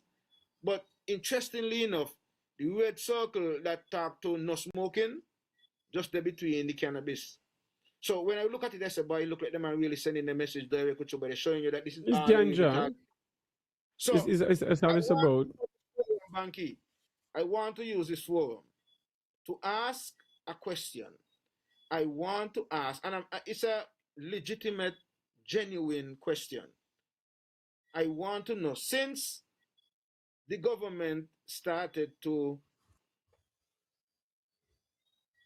enforce the smoking in public Yes. law or act and start ticketing people, I know the answer. have they ticketed anybody for smoking cigarette, cigar, or BD? Oh. Or if the only tickets that have been issued so far have been issued in relation to cannabis?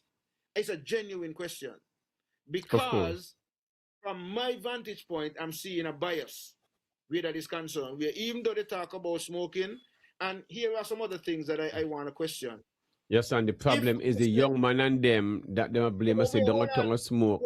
That's all the problem is. Hold on, I just Banky. yes. I hear the young man's story, but here's That's all this I'm now, use. Banky. Here's another scenario, Banky. If you're telling me that okay, you went in the House of Assembly and you pass a law that say smoking in public is illegal. You can only smoke in designated smoking areas. And you're going to enforce laws if you're caught smoking in public spaces. But why have you not sought to identify some designated smoking areas for the public? Because there's none, they have not designated none. So that means what? Yes, you don't son. want no smoking at all in the public? Yes, son. None Yes, son. whatsoever? And if so, what about barbecue chicken and so on? Because them they, because the sign got on something about pure, we want to pure the ear, have pure ear, or cleaner ear, or something to that effect. So want to all them Yes, son. barbecue chicken and so on the sidewalk and so, because that's smoke too. Yes. What she? No, people might want to think that we're petty by coming with this Petty? as Rasta. No, but I'm just saying, as Rasta, we don't eat meat and them things there. So why should we got to be walking No, on yes, street and son. in my yard, me don't smell them things there. No. Remember, So, you know, let me go back. You gotta go back. Smoke you are probleming with. From when Smell it.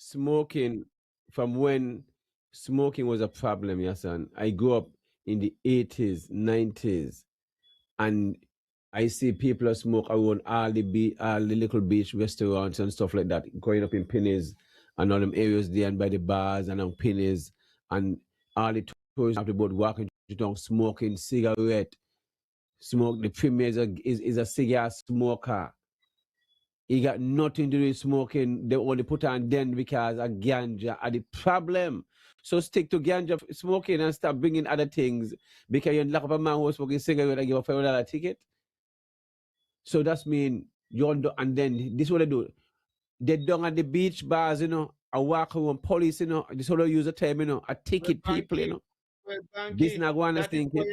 That is why I'm asking this question, because I know down at them beach bars down there that I don't see those foreigners and especially smoking the cigarette and so by the bar and the cigar and so on, and nobody telling them nothing. And even police down there, because I spoke to one of the inspectors one time. I met upon them down by Chills one night, and we had this discussion. And I'm telling him, well, why you all don't treat cannabis like how you all treat Hammond? Have a moratorium on the cannabis until you all get your regulations together and so on.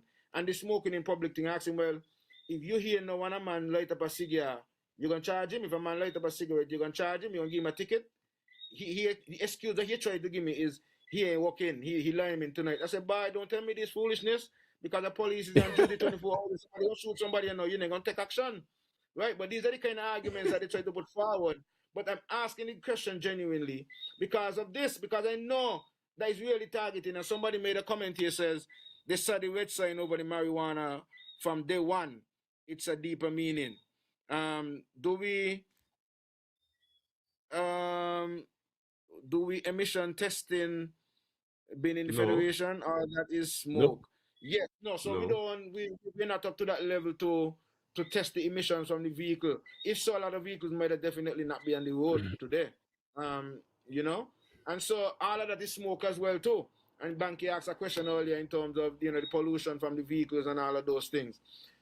But we know that they're really targeting cannabis, and I'm just pointing out these things, Bankie, to show that just Yes, like how we son. point out the loophole with that they opening up the medical cannabis because they're catering for the foreign No. investors, and how the What? same way they're trying to sell the land to the foreign investors is the same way I'm trying to use the loophole to show that they're using the loophole. Because remember, no, Bankie, when it comes to the cannabis, remember initially, and this is why it is a fact. Initially, when it came to the smoking in public, it was only cannabis they had, they had a 500 ticket for cannabis alone. It was a pushback Of from the course. public that caused them to go Yes. back in the house and change it to include other smoking things. That's the whole But point. yet, and here's another point that I want to highlight as well. Because as we're having this discussion, I want people to realize that we're not just trying to bring these topics without any facts and without having a true understanding of what is taking place. So in terms of the smoking in designated areas, I asked about the public. So that is one aspect. Smoking in the public, you should have public designated smoking areas. Even if it's in town and you have a little area where you say you put Yeah, but yes, son, we came back again. No, we go back again because there was never none in place when it was cigarette alone. When people were smoking cigarette and tobacco, there was never these things. It was never issue. It wasn't so. It wasn't so. But Yeah, here that's I'm the whole saying point. now. So we need to designated area for. Hold on. Because you went in the house and you make a law. That is Because why I'm saying wrong. They need to track it, Yahsonn. They need to track it. That's the whole point. That is why I'm saying, Bankie. You went in the house and make a law. So if you're gonna make the law and you want to enforce the law, then put in place designated areas that I could smoke. Then the second point I wanted to make, in relation to business places now, if you want to have a designated smoking area, especially for cannabis in your business place at this point, I think that is under the Ministry of Ecclesiastic Affairs as well. But they are not ready to give such licenses to businesses. The only person they have given that. Yes, sir. Look at this call here. I'll finish the point. Just take the call. Let the call come in, but I'll just finish the point. Take the call. Just take on the call, but I'll just tell them the only people have gotten that clearance is music festival, and this a music festival only get a temporary license to have a designated smoking area. So imagine they look out for themselves before they look out for us. Anyway, caller, go ahead. Yeah, caller, go ahead. Well, good evening. Yeah, good evening to you fellas, man. Yes, good evening. Man. Yeah, just, I don't really want to say too much tonight. I just want to keep listening. But I just want to big up you and Yahsonn Give for thanks. this discussion tonight. Yeah, appreciate for it. this discussion tonight. And not just tonight alone. But I like your reasoning tonight, man. You see, Yahsonn, when you said, let's ease up off of cannabis for a minute. The example holds for every other aspect. These guys, they're not trying to bring in the industry to benefit the locals. I mean, the place seems so dysfunctional, man. Ministers have portfolios and they're not doing their job. I mean, one man can't do it all, but you can designate other persons to come into the industry, into the ministry with you that can help you to be successful at your portfolio. And we're not seeing it done effectively and efficiently in St. Kitts and Nevis. Bottom line, we have the medical marijuana, right? It's so highly regulated, and it's going to be regulated from outside. So we're going to have much difficulty. And we have a lot of other, like let's take, like Yahsonn said, let's ease up off of marijuana for a minute. Look at the mango crop, bro. Man, we're producing so much mangoes in Nevis still, from a little boy until right now. I'm 57 years old. and we still can't get the mango industry going. And we are killing ourselves with marijuana, and we are not doing the necessary things, and we're doing the necessary changes and stuff like that in place to really bring this industry forward. You know, it's like the bamboozling the people, and they're using the voters just to benefit themselves when they get on the inside. And we can't have a minister that got the body of agriculture, and we can't even get this man to come and visit the farm. And the Indian Castle episode you all had last week or whatever that was, man, that was very disappointing to see Indian Castle drop down like that. Because let me just reference one thing and then I'm gonna get off. Lastly, the little kid that they call Yahsonn, what I noticed, right, when this kid went to Antigua, them Rasta man them did take this man to an orchard. Man, you know how much exposure those guys got? But in the meantime, man, you guys put so much effort into Indian Castle, and the authorities may be just let that shit go down like that. It's a disappointment. That shit is so disrespectful to the Nevis people who are known to be farmers. You know, a man come to Nevis and visit and could have gone down to Indian Castle and get a shut up. Man, you know how long I managed to eat a shut up, bro? From since I probably was a little boy in Cotton Gun, that was the last time probably I eat a shut up. I never seen a shut up over here in the United States, in none of these supermarkets. For all the years I'm living over here. And to know and to hear that you had shut up on the Indian Castle, guarantee, when I'm on touchdown on the rack, I would have been over there to get some of that. But look at it now. The place gone down the drain. Why can't we have a success story in Nevis, bro? We can't have a success story. You think these men is really going after making this marijuana thing successful for the Rasta man them and for the citizens of St. Kitts Nevis? Their man is just going to follow every other car from the international scene and all the rules and regulations from outside. We can't build an industry from inward out. And that's what the Rasta man them and the farmers them in St. Kitts and Nevis is asking, to build out the marijuana industry from inside out. And they're really not taking us in that direction. So what are we doing? We're looking for another failure of an industry? Just like how all the rest industries, them, the tourist industry and other industries, they're only building out the industries to benefit these big conglomerates that's coming inside under the false pretense of being developers. But I'll leave it there, man. You guys have a good and great good night, man. I give thanks. Appreciate the call. Very touching and emotional, man. I appreciate it. I'd like to know, and I really want to thank you for a lot of the conversation I had with you to find the direction and keep me on the straight. Give thanks. One thing I always want to say thanks to you for is the way how you have taught me to try to keep that emotion out of everything and to respect other people's views and opinions as well. Yes, sir. So thanks a lot, man. And keep up the good works. I appreciate it. Yes, and as you realize, the people are paying attention. The people are listening. So it's not like the portfolios the ministers them have, like they're getting away with it. Virgin, if you're going to be destroying food and you're going to have people working, my recommendation is just to close down Indian Castle, just leave it alone and just close it down. Because it don't make no sense to paying a staff, a weekly staff, if you have 7 guys there and each their minimum wage is 500. You see the amount of money paying weekly. So monthly, you're paying all these workers. You understand, over $10,000, $12,000 in one area. To do what? You was there, so ask, what are you getting paid for to do? Let me ask you that. What am I getting paid to do? Tell your listeners and your viewers what they're getting paid to do. What am I getting paid to do? Who getting paid to do? The staff and the general and the chief extension officer, the manager. When I get paid to he don't go down there at Indian Castle. So what the staff and the general manager and the director of agriculture and the PS Cannabis say nothing, and the premier and his deputy and the whole cabinet can all them allowing this along with the community of Ginger and the community of Nevis. Can everybody have a part to play, and we can remember this is a place that the whole community of St. Kitts and Nevis benefited from, and they're watching it destroy. Remember that. So the people have a part to play too.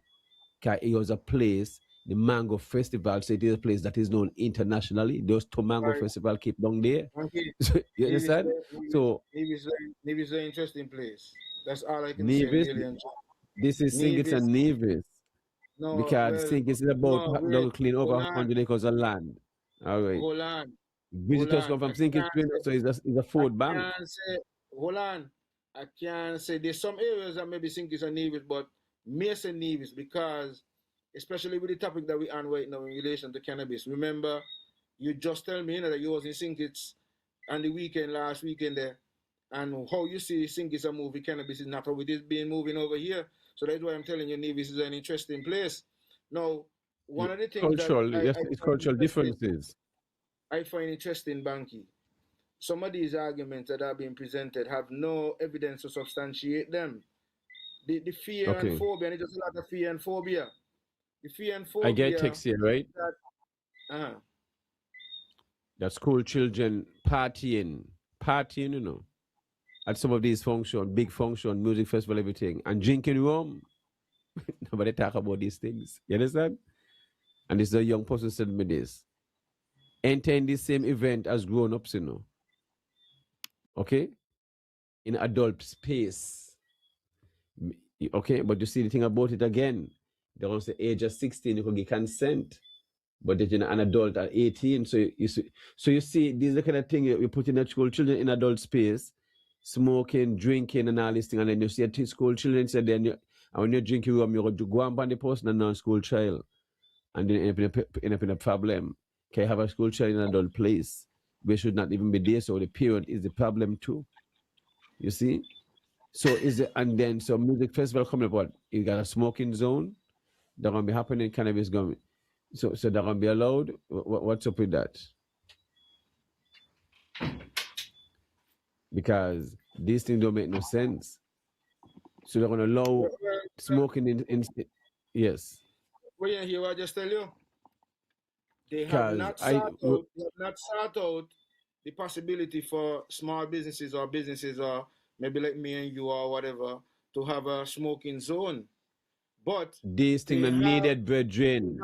The smoking zone needed. This is the reality, you know. Because who go by the beach bars, them go chill out at night time and go party.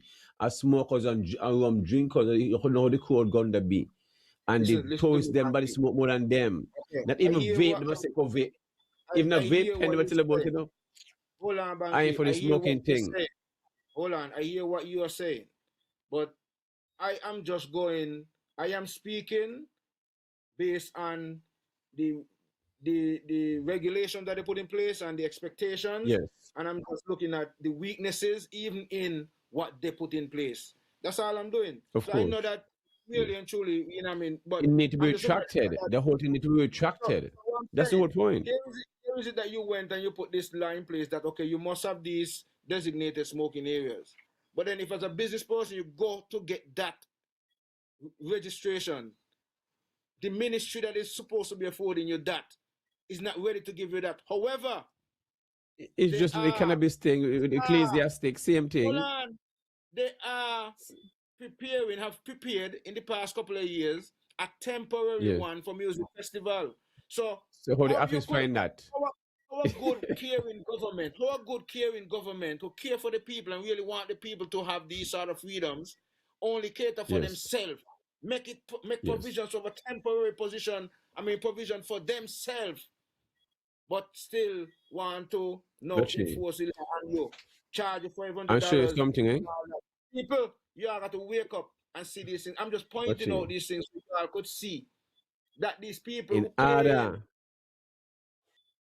to get change. You see the Montgomery boycott when they couldn't go on the bus and go to the back of the bus, and they used the Rosa Park situation and stuff because her husband was a part of the the group. You got to boycott these things, people. If you get change, you got to see them boycott these things, these activities. This is all you have to do. That's the only way you're going to change. And if you do not boycott a lot of these certain things like that, events that the government going to be used against. gonna get the buy-in from the people to boycott when the man gonna say buy who and we get a chance of free now we could burn a free spliff in a music festival now. Remember once ago we got to hide and police a back so spliff out your hand and so you're gonna get them people who depend the level who are able to just take the tokens and the trinkets that is offered. That's why we get fooled a lot back in the day, you know. And mirror and thing they give us, you know, mirror and our kind of little stupidness what they now using in them country and pretty clothes and All all the kind of thing. artists, them man have been down here. All the artists for music festival are pure herb man, they be, you know. Most of the reggae artists and them are pure herb man, you know, so they run the backstage and pan stage. After the rider, they got to go look ganja for them, you know. They got to make sure the man get ganja smoke when they come, you know. A part Well, of that's the whole point. when they come, they have their stipulation. They want this. They want the man want Yes. a most expensive bottle of liquor. The man got to go and find it for them. I saw the system set, but they don't want to move as if like you know we are not a we and I guess this is part of how this system function because it's knowledge. All of the systems that they have, you know, it's all Upside, as someone said, the system is upside down. The lie is upside down, inside out. That is the reality. They know They know they're doing in a bridging. They know exactly what they're doing. I was pointing out this to a Virgin earlier, and I was saying, Virgin, you see, all of like, okay, Illuminati, Freemason, Okay. wherever else they got, right? Is a system, is an order. In order for you to get in and be a part, you got to sign on to whatever they say that you sign on to be a part of that system. Yes. That is how that system works. And usually in those systems, they have certain codes or certain languages or certain things that they use, but you would only know if you are a part of that system. And they would try, and that's why I guess that's why they consider that secret societies, because as much as possible, they don't want the general public as much as possible to know about how them and the codes work and so on. I'm using that example to say that the system that our elected officials have adopted or would have been adhering to is one of such system. That is why even when we elect them, the first thing they do is put up their hand and say, I pledge allegiance to who? The same people who you're supposed to be free from. Same people who you're supposed to be getting independence from. What they say? They don't pledge allegiance to me and you, you know. They pledge allegiance to King Charles, and not just King Charles. His heirs. This is how deep it is, you know. His heirs and successors. So meaning if one of his family take it up, and even if it's Bankie, you got to pledge allegiance to Bankie. And this is what them man do. So when them man sit down in there, in that position, that is why they don't make no effort to change the system. Because they don't sign on to whatever the system say, and they know the system, the status quo, benefits them and the cronies. So why break the battle, or why try to fix the battle if the battle is not broken? So they function from that premise. By this is a clan inside here. We know what we know. Them outside there. That's why we get $10,000, $12,000, $15,000. They get in minimum wage, $2,000. So we got an upper class and a lower class. And the system that they uphold could only work if that happens. The day you got a majority middle class, or the middle class start to even get into the upper class and be like them, that's their threat. That is why they don't seek to want to offer you the opportunity to become an entrepreneur. They want to give you $500 when it comes to election time. Give you some kind of little trinket, tell you jab 250 and these kind of things. So they prefer to give you a handout instead of a hand up. Why they don't see, well, okay, boy, I would like to go rent a car business and I'm going to give you the money to buy to start up with your rental, and you pay back 5 years after, 10 years after. When you're done, maybe get 10 car now. So that, okay, I'll lend you the money up front and you run your business and you pay us back. If you really care about me, boy, you don't want me to really get up there. Because if I get up there now, then you're going to can't reach me, you're going to can't give me a $500 and fool me off. Because for the man who making $500 a week, Bankie, if you could get up and just give the man the $500 today, but the man going to rate you, the man could give me whole week's pay just so. Boy, the man is a good man. Yeah, because that's how you see it. because you're on that level there. And that is what they do. They try their best to keep you on those levels so that they can reach you. But remember, And the you already divide 500 by 365 days in the year. only one election time you're getting that in the banking. You're only Well, getting that to get the X. but Remember, when they come up in the next 5 years, you know? I just want to win, you know. A 5 years job you give me, you know. I do Yeah, anything for to get a 5 years $500. job. For $500, so you hope it For only the come into last couple cents. months, for the last couple months, boy, your dog are not gonna get accustomed to me. Your dog gonna stop back after me. For the couple months before election, boy, your dog gonna be my friend. The first day I come, the dog are back after me. But I gonna come so often in the next couple of months until you give me the X. The dog gonna get accustomed to me. And Yeah, the so game is every 5 years. Virgin, it's just the other day I was in high school and the kind of vibes and stuff like that. We should not be having this conversation. The same conversation we are having is what people, Junior Libel and them been having from since forever. So you're trying to tell me this conversation we continue for the next 30 years. Food security and all these things. Policing, not really going to change. This is what we're going to continue. Building a bridge. Diversify the economy, but within the development of the people develop their own land themselves. Give them a chance to develop and to be creative. Why we are doing this to our own people? Why would we want to populate the island of 40,000 people? Why? This doesn't make no sense, Virgin. Why would we want to do something like that and think it's that good idea? Why can't you take up some lands and give it to some contractors in Gingerland, from Hanley's Road or Nevis, and develop your own land yourself? We have some of the best contractors. They are the same contractors going to start building the same houses for these people. So why can't they build the same houses and development for themselves and the locals? Why we're not seeing things this way? There's a piece of land about pennies there, you know. Penny, one of the best prime land Mount Travers.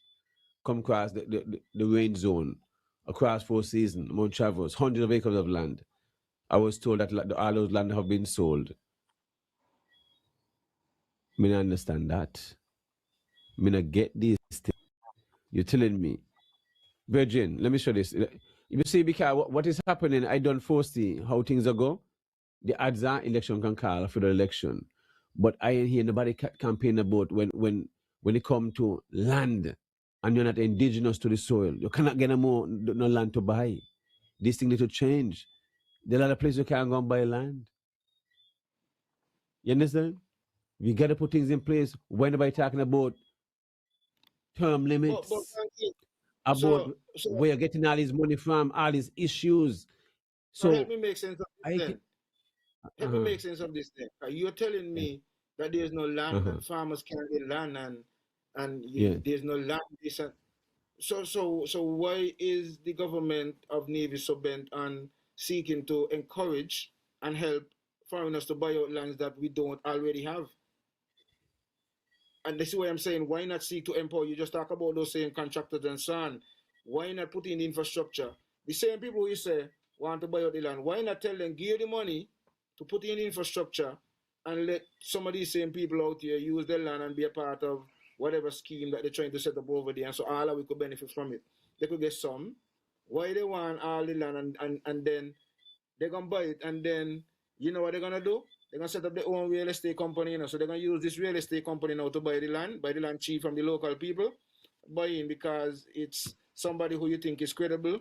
And yeah, man, no problem. Sell them the land. Then when them are putting in infrastructure now, you can't tell them how much you sell the land for, you know. So if they buy it for $5 a square foot, and then when they're ready to sell it to whoever they're going to invest in a debt project, and they say, well, it's 50 US a square foot of land. You can't so tell you them think nothing. the cost of gas will go back on below $15 going forward, and these are going to come back under $20? Because if you're not looking at things like that to show where the cost of living going, and also the cost of land going to rise and continue to rise, and the cost of everything, a match, a plastic, whatever it is, or bottled water, bread, will eventually start rise. If you can't Banky, foresee, yes, well, we know land is going to rise. We know land is going to rise, but everything, I'm just pointing out how you could easily yes, make it rise because we have the example with the South of Peninsula course, Road in St. Kitts. When the man put the road in, remember they were saying it's the road to nowhere and all kind of thing when Kennedy Simmons decided that they're going to put the highway over there. But then what happened is the value of the lands for the landowners who had lands over there went skyrocket. If lands over there was $2 a square foot, by the time they put in the infrastructure, the road and electricity and all that and water over there, lands went well, up to maybe it might gone up to $12 a square foot. And the yes, same thing would have happened if the government who said that they would have done it, because they said that they would have done it initially, that they would have done the road, because I remember, I think there was a point where the Nevis Reformation Party under Dr. Daley, I think when Daley was yes, running, he said that he was the first one who said that he has the vision to put in that road over on that side, the South Peninsula Highway or whatever it is that he said that he was gonna put over on that side and open up the area for business and all of that Nevis and all. people can see, but Nevis people can see the police You needed understand? opening up. It's just common Okay, yes. sense. Okay. Whatever the premier came back Yes, around and he said he was going to create the Kennedy Simmons 2.0 over there, and then we hear later on that he pedaled back and said that he's not going to do it again. It's going to cost over $40 million or about $40 million, and he's now going to allow the developers who have plans to work over there to put in the infrastructure and so on. I say, if you really cared about your people, you'd have put in the infrastructure so that your local people know, even if they were going to sell the land. That I am saying, because they don't still have to. But even if they were going to sell it, by just putting in the infrastructure, automatically the land prices would have gone up maybe 3 times, whatever it is, or 4 times, or even 5 times, whatever it is that they're going to get now. And that's the point that I am making. I've seen a comment here: cannabis should be legal for any adult that wishes to enjoy its many uses. If it had a high potential for profitability, some large corporation would have already locked down. There is potential. Cannabis is so illegal. give Is thanks. legal in St. Kitts and Nevis for any adult. Malcolm Atherton. The problem we have is those at the helm don't want to respect the constitutional rights that are given and feel that it's going to be a threat to society. And this is a point that I was going to get to. There is no evidence to substantiate that, But because at a Yahsonn, point alcohol was illegal. At a point tobacco was illegal. Tobacco is much more dangerous than cannabis is, because there's no medical claim that cannabis has ever killed anybody. However, tobacco, the box now they have to put on it that smoking kills. It's not just Surgeon General warning it's dangerous to your health anymore. Smoking kills, and they're selling it. Do we have any evidence that cigarette smoking is legal? That everybody is smoking cigarette? So why is it that you feel if you make cannabis legal that everybody is going to smoke cannabis? Why is it that you feel like because Rasta have the clearance to cultivate as much cannabis as they want constitutionally, that everybody is now just going to go cannabis? There's no evidence to substantiate that, and we don't have to go too far to find evidence to substantiate differently. We are farmers. Cabbage is legal, pumpkin is legal, banana is legal, tomato is legal. Everybody planting these things.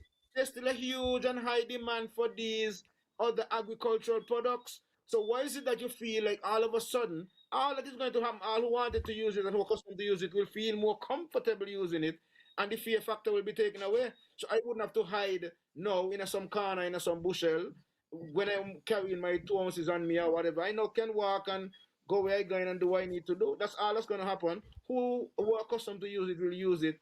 In countries, again, another factor, in countries that have legalized and or decriminalized cannabis, there's no evidence to substantiate no huge uptake in cannabis users, overwhelming that, oh, since they do it, majority of the community now have become cannabis users. There is no evidence to substantiate those arguments. And I guess maybe that is why Judge Ventos, in his wisdom, was able to debunk these arguments coming from the Attorney General then, the Commissioner of Police then, and the Chief Medical Officer, who is now still the Yes, Chief son. Medical Officer that I recognized recently. We got to go back again, because we're going to have to do a show on alcohol and tobacco products, and to show how the state are making millions in the taxes off of alcohol and causing a serious health crisis to the own people. That's the crisis. Because they acknowledge the number two problem. You see what you just said? And that is the argument that is here with We're going to do a cannabis, show on and it. that No, is why- no, hold on. and That is alcohol why and tobacco. that is why they opted to run with the medical cannabis, because they see how they could tax it and see how they could make some money off of it. And that's why they have thrown the other areas that are very vital to us in a category now that we got to be fighting for years after that, to the point that even though they should be doing the work, the CMO for cannabis, or the CEO, the Medical Cannabis Authority have to be the one trying to encourage the Ministry of Ecclesiastic Affairs to do what they should have been doing years ago. And as you say, they still want to give trouble or problems because they feel somebody is making them look bad because they ain't doing the work. Well, you need to look bad because you Of have been course. doing your work. And that's the whole point. Your PS, you all have not been doing in relation to that aspect. I'm not speaking to any other aspect. I don't know. I can't speak to the other, but I speak to this area related to what you all were supposed to be doing for cannabis from the ecclesiastic faith side of things. You all would have been lagging your feet behind, and that is why people were still being locked up and people are still being. So we need to sue you all. Those people who have been harassed and persecuted and so on need to sue you all for the fact that you all have negated your responsibilities. You all have failed in your responsibilities where that is in those regards. And so we just calling you out, and it's just facts. You are the Minister of Ecclesiastic Affairs. Ecclesiastic Affairs is responsible for religious or spiritual cannabis and for recreational and personal cannabis use. Sankofa didn't take you to court for that. The judgment that Judge Ventos handed down in 2019 was not in relation to medical cannabis. You, the elected officials, and I've heard it from you all, because you all came out and said it. I've heard the Premier said it many times, that they saw how they could make some money off of the taxes and so on, and that is why they focus on the cannabis industry. Yes. It is not in the interest of what we were arguing for. As a matter of fact, as I point out, another thing we might have to do, Bankie, is get our legal mind, and we really get like a lawyer, and we trash out the Sankofa case in terms of going through some of the issues and so on, and clarify them for the public, because I think the public. Yes, son. It's not just Sankofa case. The people, the citizens don't know their rights. The citizens is not taking the time. No, why I said it's Sankofa case, Bankie, is because the Sankofa case is a case that has highlighted some of those rights. So even I understand that, Yahsonn. But the people them have a responsibility to learn their rights. Even them who the cannabis users, every day they have to ask you, how can you not know your rights as an adult? What is hard in reading and researching to know your own constitutional right? What is wrong with our people? These are things should be taught in the school. How many of us read the Constitution? Yeah, but these are things should be taught in the school. If they were teaching civics and so on, like back in the day, then maybe you stand a chance with that. But yeah, but this guy, Bankie. Yeah, but we just have no. I understand. I know that. Yes, I understand. I get in the local island government right now in the school. They're teaching you about Sim Daniel and U.S. Swanston and them man there, because we play kind of political thing here. Because CCM they ain't gonna want to big up nobody who really was in NRP. Those things don't make no sense. Those things don't make no sense. Look at the contribution of Joseph and France, a Nevis man from Mount Lily. You ever hear anybody talk about Joseph and France? Because he was a part of Labour and he made his contribution in St. Kitts, and he was a part of a Labour government that at that time in history, Nevisions wasn't in support of Labour because they had whatever issues with Thatcher. So as a result, even though he's a national hero, up to last year and year before, I think I heard ministers of government here in the Nevis Island government saying only one national hero from Nevis, when in reality it's two, because Joseph and France from Nevis and a lot of people. So this is what I'm saying. Even down to our local history is not taught in school. Sometimes it's intentional and for political and parties and political reasons. But we need to make that change, and that is what we are seeking to do here. Because, like you said, we are doing the premier and the prime minister and then job, and Jeffrey Hanley then job, because they're supposed to be the ones seeking to educate the masses and bring these issues and clarify some of these things and so on for the public. They're supposed to have a PRO. I would want to think that the Ministry of Ecclesiastic Affairs should have a PRO to deal with these issues. I know in relation to the medical cannabis side of things, they should have a PRO. I don't know who that is actually, but there should be. But we are the ones at this point, seemingly, who, have been coming forward and bringing, this information to the public. I realize that, Bankie, we done churn up, the 2 hours are almost Yes. 2 hours, so we're gonna be on the closing. But these are topics that, yes, we're very passionate about, and there's a lot of information to disseminate where this is concerned. And so sometimes, we try to, as much as possible, get in as much points and as much issues as we can within the 2 hours, because we know also too, we're living in a space where people have short attention span. A lot of people, they get into these shorts and reels and so on, and so nobody really want to listen to no lengthy programs and so on. But people, and this is part of the reading again, because this is like reading, is oral. It's just that, you're seeing it's like an ebook, in modern times. So you still could read, and we want to encourage people to read. Go and look up the information in terms of the Cannabis Act. Go and look up the Sankofa Maccabee versus the police commissioner case. It is in the Caribbean Court of Justice. That's where you'll find it. I have it here on my desktop usually. So it's the Eastern Caribbean Supreme Court, and it is in 2019, Ras Sankofa Maccabee versus the Commissioner of Police. That case, I think everybody should begin to pay attention to. That's the starting point. And then, based on the information that you glean from that case, then you could look at the other things, such as the Rastafari Recognition Act, and then you will see some of the loopholes and some of the issues that we are bringing forth that are not addressed in that act, and so on, and all of the other issues where, the Ministry of Ecclesiastic Affairs, those things that they are responsible for. I think there is a page, a Medical Cannabis Authority page. I don't remember the name of the page that you can go out and get some information and so on about what they're doing and so on. People, we have just taken 2 hours to try to, as much as possible, delve into as much as possible some of the issues that we are dealing with here in terms of St. Kitts and Nevis in relation to the decriminalization of cannabis, because it's not legalization, it's not full legalization, it's decriminalization. But even though it is decriminalized, the government is pussyfooting around, lagging behind in terms of putting the regulations in place. And as a result, there seems to be a lot of mixed messages. And some of these mixed messages is what we sought to highlight this evening in our program. We gave you an opportunity to call in and weigh in on the program. And before we end, Bankie, I'm going to go through some of these comments, these final comments that came in. So let's go on the Facebook platform. So we have Cheech Warner says, right? Cheech says, at this point, they're selling out the place. You're going to have to fight for your land.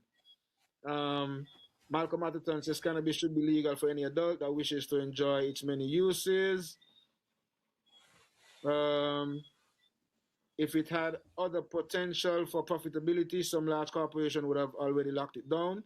There's potential for value-added products like gummies, oils, vapes, branded pre-rolls, proper packaging and distinguishing between sativa and indica and hybrids. People will pay more for buying something that isn't in a baggie. Yahsonn must have seen this personally in California. Like anything agricultural, the money is in the value added, not the hard work of growing produce. Life is unfair. Chichwana says, brothers, stay strong in Nevis. They still believe in the masters, Jesus, not the creator of life. Don't leave Yes, sorry. don't leave like me. I see not much change. Stay strong. Yeah. So I mean, and that's on the Facebook. Let me see. Go over to the YouTube. Joy King says good night. Good night, sis. Gotti Brown says I saw that red sign. Okay, all right. It has a deeper meaning. Okay, we read that already. Andre Daly says greetings, very lively reasoning. Give thanks.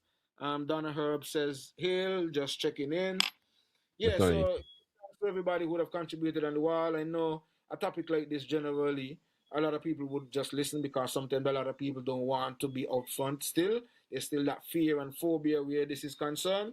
What we are seeking to challenge here, my brothers and sisters, is a constitutional right. There's a difference between somebody giving you a privilege or trying to make you feel as if like they're granting you a favor than when you know you have a constitutional right. And you would have challenged it. And a court, a judge, Judge Ventos, would have said categorically what the case is. No international narcotics or drug act can supersede, that you sign on to, that the government chooses to sign on to, can supersede the Constitution of St. Kitts and Nevis. Judge Ventos would have recognized that Rastafari is a recognized religious body or group in the Federation of St. Kitts and Nevis. Judge Ventos would have recognized that cannabis is a sacrament that is used within the Rastafari movement.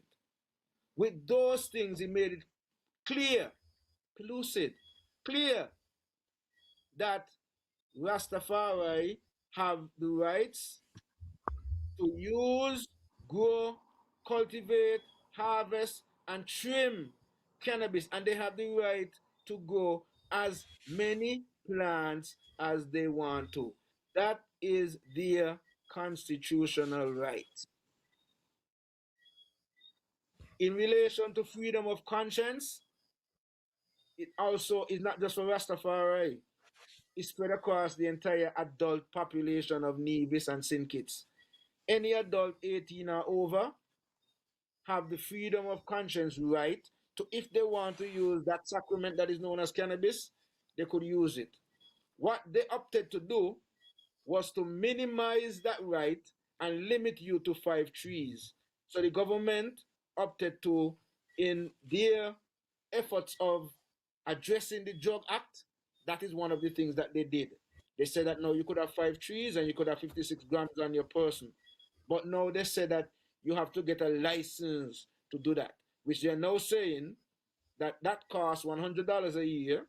And the argument that is being presented is that they're not really charging you for the license, but they're charging you for the processing of the card that you're going to have that will recognize that you have that privilege. I am not here to debate that.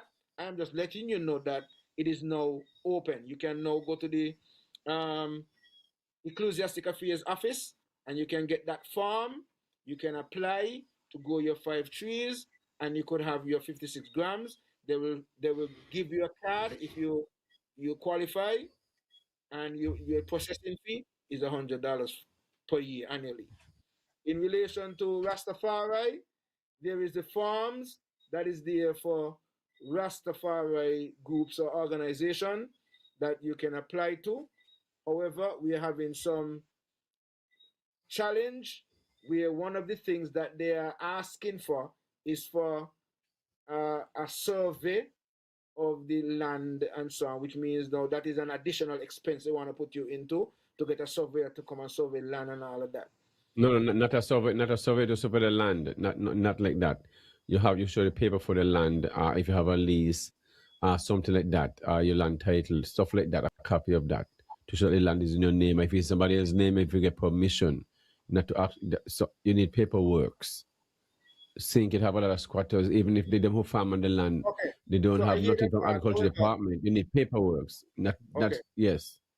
I hear that part, but on the farm itself, it spoke to survey. So I guess if the land was Well, never surveyed, the survey plan. Well, I guess, right. once you got your land, it will be surveyed. The survey planned. It should be survey planned, and but the other stuff on the farm. Those who put that farm together, I went to the farm properly. They're not ready yet. You see what I'm saying? They're not ready yet, virgin. And I'm the kind of person to call out things. Even the family ecclesiastic, you just don't have the word church and different stuff, because some people might have into the mosque and they should just put whatever they need. But do we so base and not want to change because we think we predominant in the Christian society, whatever. We just be afraid and that's it. But you have to really adapt and put changes. You can't just force things on people. Farms in them need to be updated. The problem is, Bankie, the problem with that is they would have already made illegal changes, but you have people in there who have their egos and their personal agendas. Just like I use the example when I was teaching, when I started to bust my locks. Yeah, we understand that, but when you reach up there now, just like now, so the Constitution don't make it clear, you know. But it's just that those who are at the helm don't want to respect the Constitution, and they don't want to respect judgment either. So sometimes when you look at the system, you really wonder, because you support those who supposed to be respecting these the are the system. 99. These are the 99.9% literally we're talking about, who leading us, And they don't want These to are the brave people who lead. All They right. don't want to respect even the same laws and regulations they put in place, because here's it: they have a judge. They took the case to the judge. The judge gave them the judgment. So people, I'm happy that you would have stayed with us to do the entire engagement. Please, before you leave, we are asking all of you who are here, take 10 seconds. Go over to YouTube, look for Real Entertainment Network, like, subscribe, and click on the notification bell so that you're informed every time we have another program. So I see 44 people here on YouTube, and I see another set here on Facebook. Go on over before you leave YouTube, people. Make sure you subscribe to the channel. So when we come off here tonight, I'm gonna go and look, and I'm supposed to see at least another 50 new subscribers onto the channel. All right. So people, give thanks to everybody who would have made their comments and would have participated. Those who called in, we want to say thank you very much. And all we're asking you to do is share the engagement, share the discussion, and we look forward to seeing you next week, Tuesday, when we have another edition of The Topics. On Monday, we will have another edition of Quality Time with Alan, where Alan breaks down some other interesting clips and stories. On Tuesday, we are going to be having former top cop here in the Federation of St. Kitts and Nevis, C.G. Walwyn. He will be on, and we will be talking a number of things: reflection on crime fighting in St. Kitts and Nevis, why he left and what's next, helping SKN from Texas, music writing and production, and the cannabis conversation also will be Tuesday. So all that continues. So if you think you had enough, well, we're going to have a legal mind, and we're going to get his opinion on some of the things that he did and was trying to do when he was around and all of that. And so, yes, we bring the guests, we ask them, we invite them. Hey, they take the challenge, we bring them on. And we have no fear here. We ask the questions that need to be asked. It's up to you if you want to answer. You know, we don't sugarcoat, we don't butter up anything here. That's just the way we do it. All right, so people, give thanks. See you guys next week. Bankie, you're closing.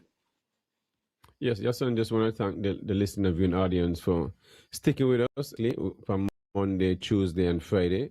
Greatly appreciate the input and the support throughout. Whenever I run into anyone, then they let me know they listen to the show and they love the topics and whatever. You know what I mean? So we really appreciate it. It's a community show. Them are the one who made the show. So we're greatly humbled, and you don't know who listen, and you'll be amazed who listen to the show and stuff like that. And those who subscribe, so we really appreciate it. Definitely the end of the month will be the premiere, so definitely looking forward for that reasoning also. And remember, tomorrow, check out Manso's Last Stop, where you get your cornmeal and fish, your oxtail and cornmeal, your chicken and cornmeal, And if you don't want caramel, you get rice, or your pies, or your salad, your local drink, your marby, your jelly water, which is always available, your local food drink, and the cherries, they have the cherries drink and stuff like that. So if you want a nice cold beer and nice ambience and just watch the water and the boat passes and just the vehicles passing, best place to be on the island, right on the side of the road, on a farm, chilling.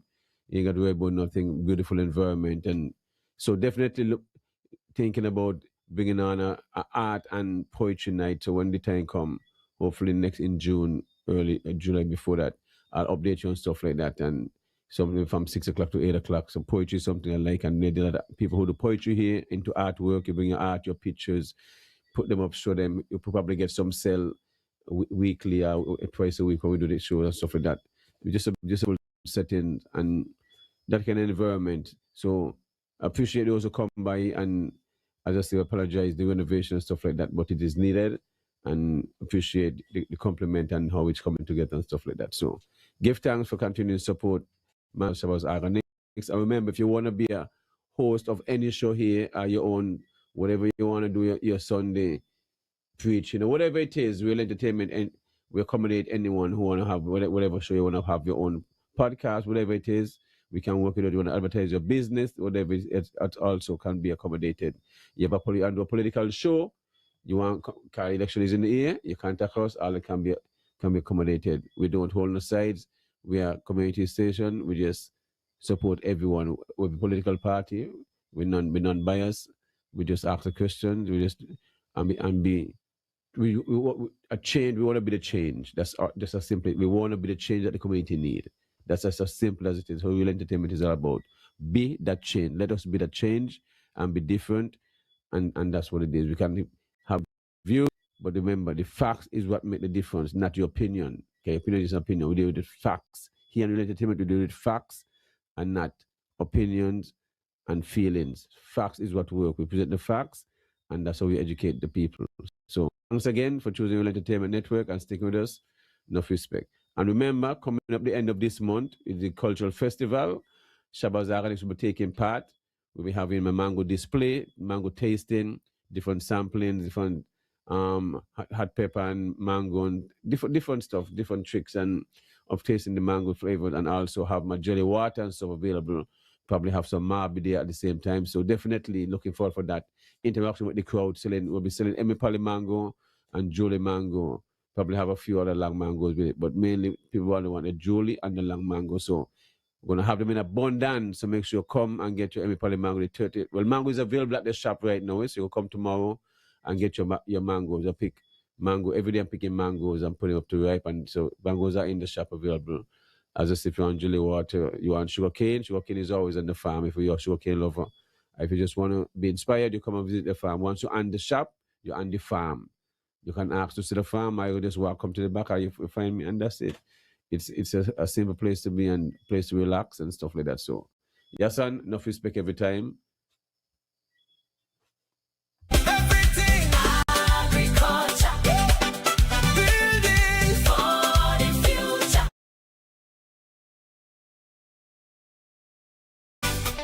It's everything agriculture with Bankie and Yahsonn.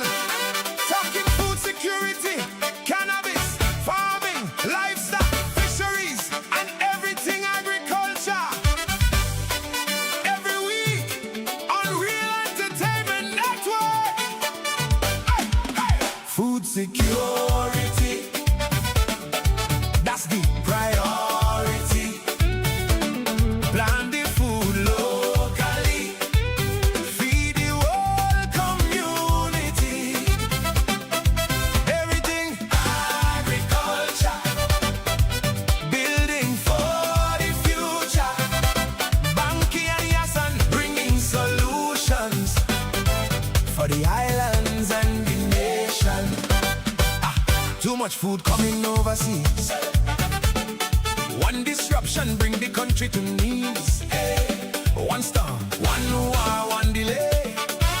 Supermarket shelves empty same day. So we have to plant more yam and dasheen. Fresh vegetables keep the people clean. Raise more goat, more chicken too. Local farming must come true. Every backyard can grow something. Pepper, thyme and pumpkin. Teach the youth we love the soil. Agriculture reward the tile. Hey, if the import stop tomorrow, who gon' feed we through the sorrow? Dig the soil and make it grow. Food security run the show. If the import stop tomorrow, hey, who gon' feed we through the sorrow? Dig the soil and make it grow. Food security run the show. Food security, that's the priority. Plant the food locally. Feed the whole community.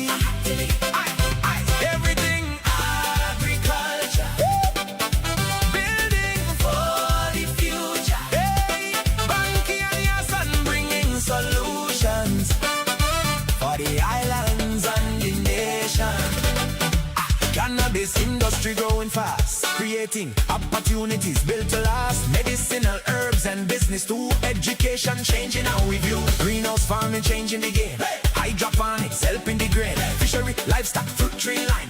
Agriculture make the island shine. Support local every chance I get. Farmer working and don't forget. No nation strong if the people can't eat. Local food keep the country complete. Wave your hand for the farmers them. Wave your hand for the growers them.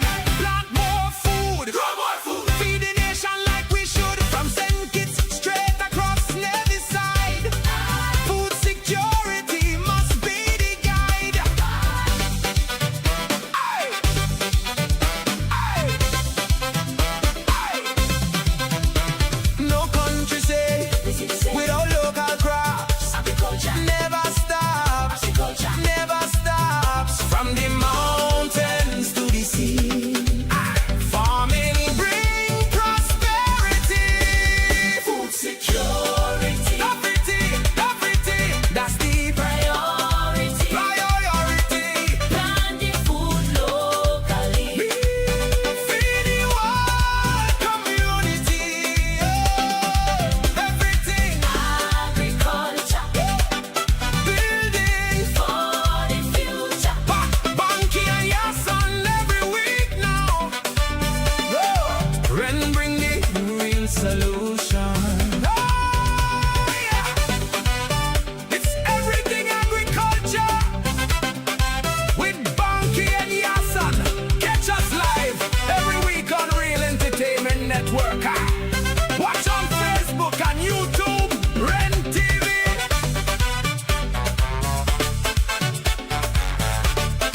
Everything agriculture. Where food security